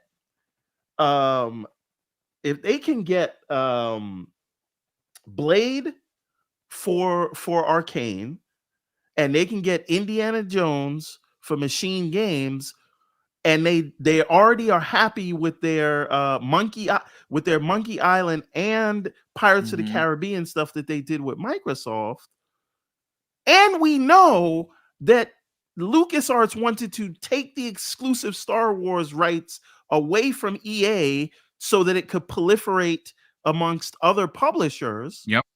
What would make us not believe that this is entirely plausible. So I totally believe it could be true. There's nothing that makes me doubt it could be true. I just need some kind of some hardcore confirmation. I mean, and we all would. We They absolutely didn't kill it. Give me a GIF, right? Give me a JPEG at a show. They didn't kill it. I'm telling you, like Microsoft is not about that life, dude. Not anymore. They're going to kill that shit before it even happens. And I'll tell you right now, I've seen multiple games they haven't killed yet. I mean, there's definitely something there. And I mean, look, if they don't kill it tomorrow, I don't know what to tell you. no, So I agree. here's the thing. Here's one other thing. Someone in the chat is saying that Nick and Jeff Grubb said that they heard nothing about id doing a Star Wars game. But does that mean that a Star Wars Mandalorian game is not in the works?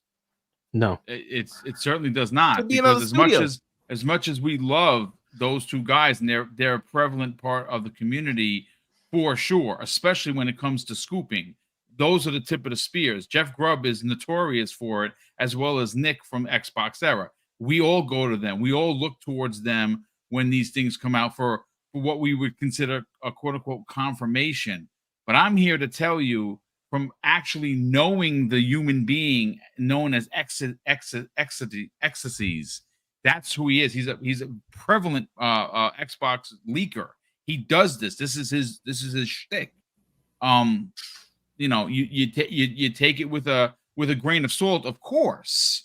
You know, you don't stamp confirmed, but when he kind of speaks, I kind of listen, because he very rarely gets it wrong. And when he gets it wrong, he's the first one out in Front Street, said, "Hey folks, yeah, I got it wrong."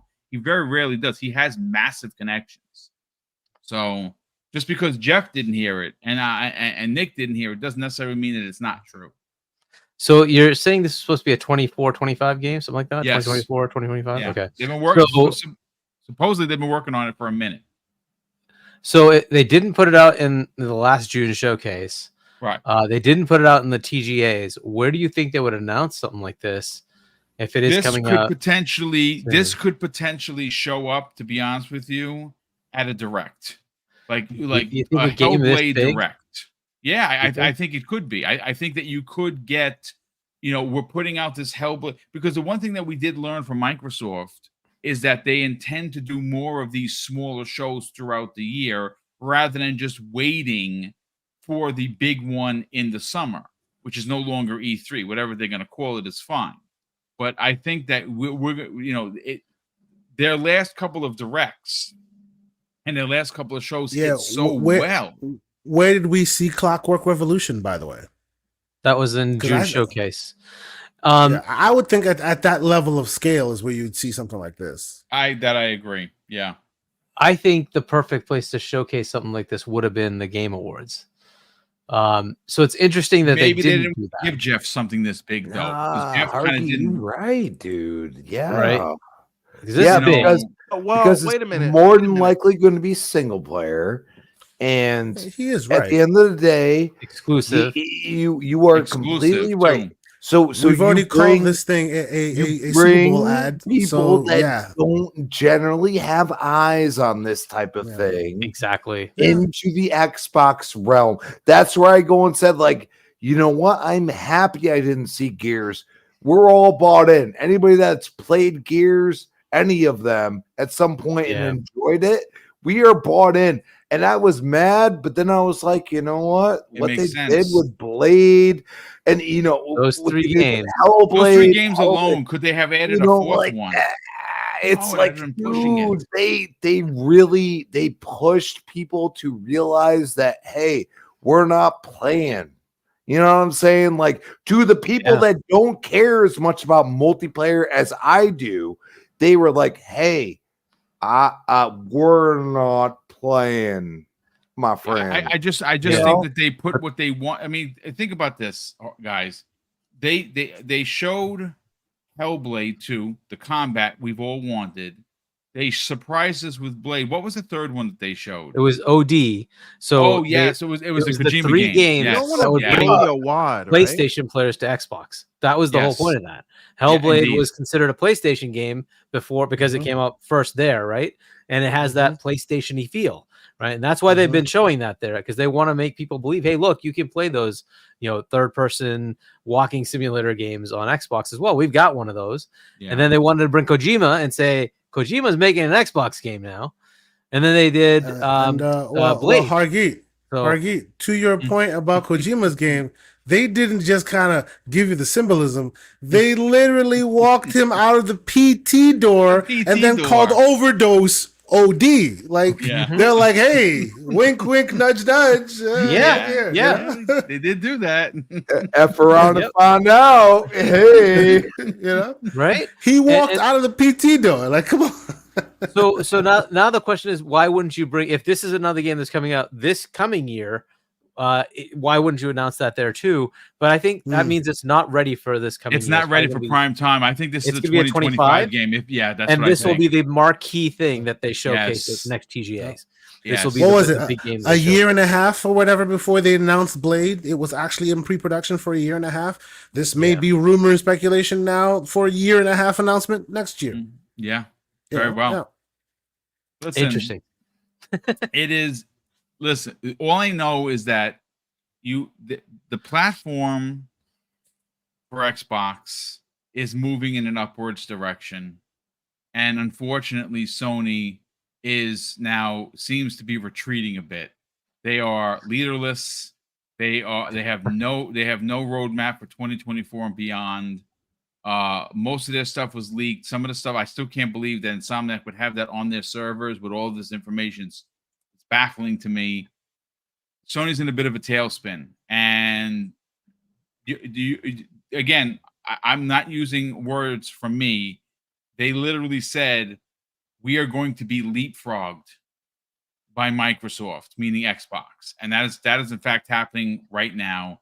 And when you keep hearing games like The Mandalorian and everything that we know that are coming out, just imagine what we don't know is being made potentially. It's unbelievable. Like I said, if you're not an Xbox Game Pass right now, you're doing it wrong, folks. I'm here to tell you. But listen, let me catch these last 3 super chats, and then we'll get everyone out of here.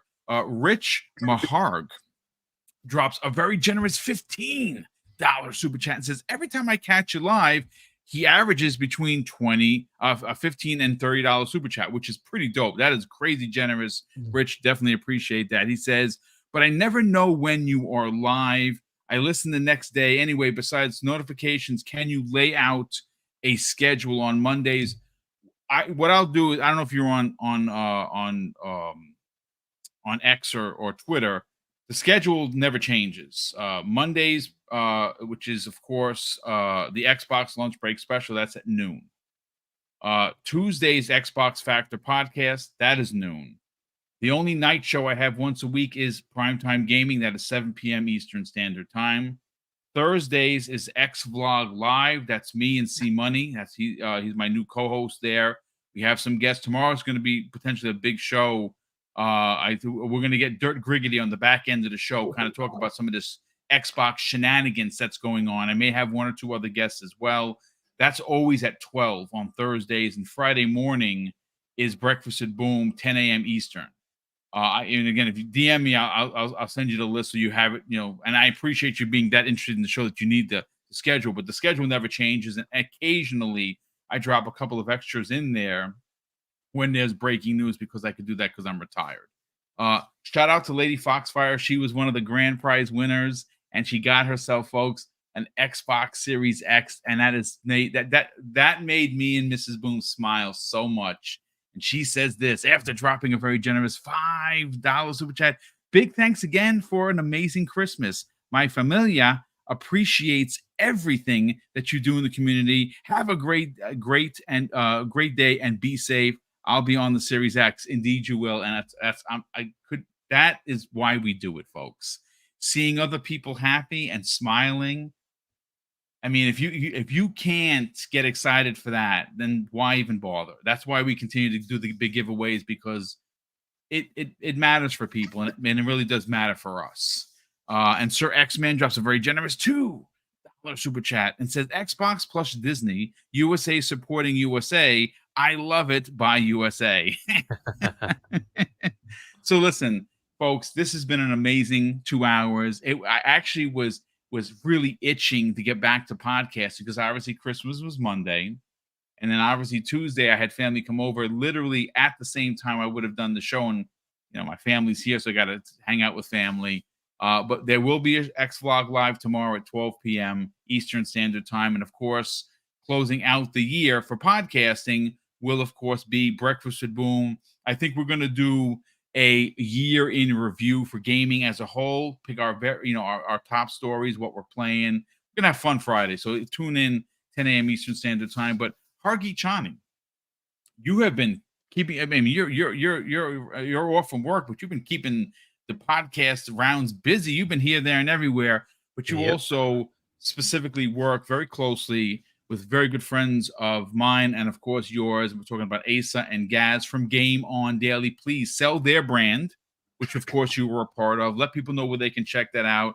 And, of course, Mr. Septic Sauce has not disappointed in 2023. I would imagine he's going to hit the pedal to the metal in 2024. Talk about it. Yeah, it's going to be even more crazy. Wait till you see what he's got planned. Oh, my gosh. Anyway, next year is going to be more fun. He's changed his job a bit so that he can actually do a bit more content. Nice. So you'll get to see more stuff. So GameOnDaily.com and then YouTube.com/GameOnDaily. And Gaz's channel is Septic Sauce. Definitely check that out. He'll have a lot of fun stuff on there. This weekend is going to be a fun one.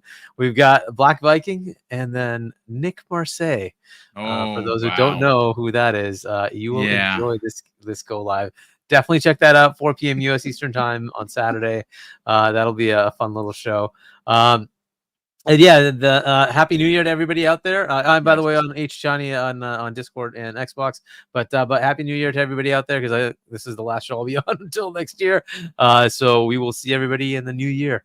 Thank you, brother. Super appreciate you being here. And that is going to be a show because isn't Nick technically Gaz's arch nemesis? Oh my goodness, they go sniping back and forth. So it's going to be it's gonna be spicy. And we got the Black Viking on the Xbox side. It'll be a fun little show. Yeah, it's gonna be a lot of fun. Shout out to Torino Johnson, one of the winners. He said, boom, he drops a $2 super chat. Boom, I messaged you on Xbox, not verified on X. Don't sweat it, brother. As soon as I'm done with the show, I'll message you and we'll get it all squared away, so don't sweat it. Of course, Crispy Bomb, sell the brand, brother. Where can people reach out to you on social media, potentially strike up a conversation, and more importantly, brother, what else you got going on? Tomorrow's your birthday. Happy early birthday, dude. In a few hours, I will be 1 year older. And it sucks to level up to 36. 36. But, you're a baby, brother. I can't believe it. Oh, well, I guess I better. I got grays older than you, sir. Ouch.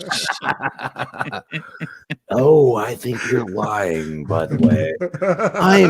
I'm bald enough for it to say no. You are wrong. At Chris Baum on Twitter, X, whatever the hell you want to call it. I don't care. Chris Baum 28 Xbox Live. And not tomorrow, because I need to go get a haircut and get my license again for the 100th time, it feels like. But Bricks Boom, Friday, 10 a.m. I will be there. Nice. You know, very by nice. all means, come join us. We will have some fun. End of the year discussions, awesome. Yeah, and we always have fun with that show. Yeah. Of course, you can find me anywhere where my brother at Mr. BoomStick drops his double barrel gaming. I will be there if I can. Thank you guys. I love y'all. And be safe, be well, and stay thirsty, my friends. Well, thank you so much for that. Hey, Asante. You guys, and everyone did a very quick. It wasn't even a podcast. It was kind of to announce the gaming the winner of the Xbox Series X, which you guys gave away, which was awesome. But the gaming circle coming back in a big way in 2024. Sell the brand. Where can people check that out on Saturday mornings? And more importantly, reach out to you on social media. Well, thank you everybody who's checked out the show over the course of the year. We've had a lot of growth. A lot of people had fun with us. We've been, week after week, whether or not we were busy. Some days it was difficult to get out of bed, but the show and the people and the community kept us going, and it's been awesome. So thank you guys so much who've already checked out the show. If you haven't checked it out, we've been going pretty strong. Maybe you want to check us out in the 2024 when we come back. TKO Asante on Xbox, PlayStation, all those places you find me. And myself and Mr. Everborn Saga do the Gaming Circle podcast Saturdays, 10 a.m. Eastern Standard Time. 2024, we're gonna do some. We're trying to head more in the indie developer direction, as Mr. Everborn Saga himself is an indie developer, focusing more on indies. Maybe we give more indies a voice in 2024. Maybe speak to more indie devs and things like that. So more to come in that space. But thank you guys so much for all the continued support. Real quick, to add some context before we do the outro for Everborn, in March, and this was sent to me just now by 2Man55, Microsoft had did a contest for a Mandalorian and Grogu Series X and S with a special edition controller. I'm just saying. I'm just saying, folks. So shout out to 2Man for dropping it into my DM. I mean, they gave away these two consoles, and they were and obviously they were promoting the Mandalorian. I'm just saying. But listen, we the more we learn, the more we will talk about it. Everborn. Let's talk about the Everborn saga, because 2024. You're going to be, let him cook, folks. Well, he is cooking right now as we speak. Talk about it, brother. Sell the brand. No. I have been cooking all of 2023. We just haven't known about it. The meals will be served in 2024. There you go, folks. Here we go, folks. Get ready for a preview. So 2024, there's a lot of things happening. We will be launching the Kickstarter soon for Ariel's Adventure Chapter 2, and that is because when we launch a Kickstarter, the book's done. We're just doing it so that we can distribute it to the people. So that's coming. We've ramped up work for the 2 games we are working on. I'm hoping to release at least one of them by next year, and I'll be sharing more of that as I go. As a matter of fact, Kay Asante, I was just telling you, I just moved the Ariel's Adventure game and the Redlands game onto the Steam Deck, and I am testing it there. So nice. Lots to go on that side. I'm going to be doing in 2024 a lot more creating and maybe a little bit less commenting, but I'll still be around. Don't worry, I'm not going anywhere. But I've taken a lot of time to kind of get the ducks in a row, and the stars are beginning to align. So you're going to see a lot more of developer Everborn and writer Everborn in 2024. So very, very exciting times. I'm very excited to be able to share what we got going on. So more to come. And thank you, everybody, this whole year. We have been on a journey, Boom. We have all gotten our law degrees from this ABK thing, right? in line with the dogs, catching the fleas in these Twitter streets. We've been talking about this thing. We've been informing the people. We've been growing. Everborn Saga has been getting large in his bets, so much so he's now off camera because I got his knees while I'm standing here. It's been a long year. I'm just saying. Come on, everyone, speak to it. But again, it's been an amazing year. I'm so thankful for everybody in the community. I love this community. I love this show. I love everybody on GCP, and I cannot wait for the year that we have coming, because I will be doing more creating than gaming. But I'll tell you what I will be playing in 2024: Hellblade, Avowed, Towerborn. I will take time out to play those. So very exciting year to come, among other things. If we got some new hardware this year, but we'll see. There's a couple other ones that we'll talk about at a later date, but Xbox is going to be the place to play, and their first party. I'll put it this way: if it comes to fruition, from what I know personally, what 2024 is going to look like for Xbox, it's going to be better than Sony's 3 best years, 2018, 2019, and 2020. I'm saying that right here. Oh boy. This is what it looks like when you have a roadmap. Well, that's true. And unfortunately, Sony does not have one because, and what are you going to do? They won no game awards this year. And next year they can. Oh wait, they have nothing coming out next year. So I guess there won't be. They won't have Game of the Year up there. Game Awards next year. And I'm not going to talk about how they gave their own game the Game of the Year, but that's a slanderous talk for another day. We may even cover that tomorrow. I don't know. It's kind of embarrassing, but listen, VMac Man, you're in the chat, brother. You were one of the winners from Friday's Christmas with Mr. and Mrs. Boomstick. DM me or message me on live, and I'll let you know what the prize is, and that means that we'll have all the prizes doled out. And of course, Big Mad Mo, I know that you're not on Twitter. DM me, message me on live as you normally have done before, and I'll send you over your $50 code that was donated. Let me see, I forgot who donated it. Hold on a sec. That was Gerald Mack that donated that $50 code. So thank you, Gerald Mack, once again for the donation. And again, Big Mad Mo won that $50 code. I'll get everyone their stuff this evening before the night is done, and then I'll be very happy, because one of the big stressful things about these contests, especially when they're big and they're bombastic like this, is that we got to make sure everyone gets their winnings. And once that's done, I can now go and I can actually enjoy gaming. But listen, folks, again, thank you so much for being here.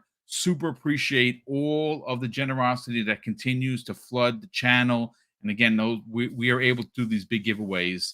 And like I said, I confirmed it already for the 7th annual one next year. We are giving away minimum $1,500. We will at least match what we gave away this year. We'll see how the finances look for upping the ante as we did from 2022, which of course was $1,000. This year we went up to $1,500. We got to see how high we can go, but if we're going to match it at the minimum. And of course, I'm going to close out the show, folks, with something that's incredibly important to me. And hopefully one day it'll be important to you. And that's something that my dad taught us when we were kids. And he would say, Craig, treat others how you want to be treated. And also, it doesn't cost anything to be nice. You live by those rules, Craig, I can guarantee you're going to have an awesome day. So take care, everyone. And we'll see you next year on the newest episode of Primetime Gaming with Mr. Boomstick and Friends.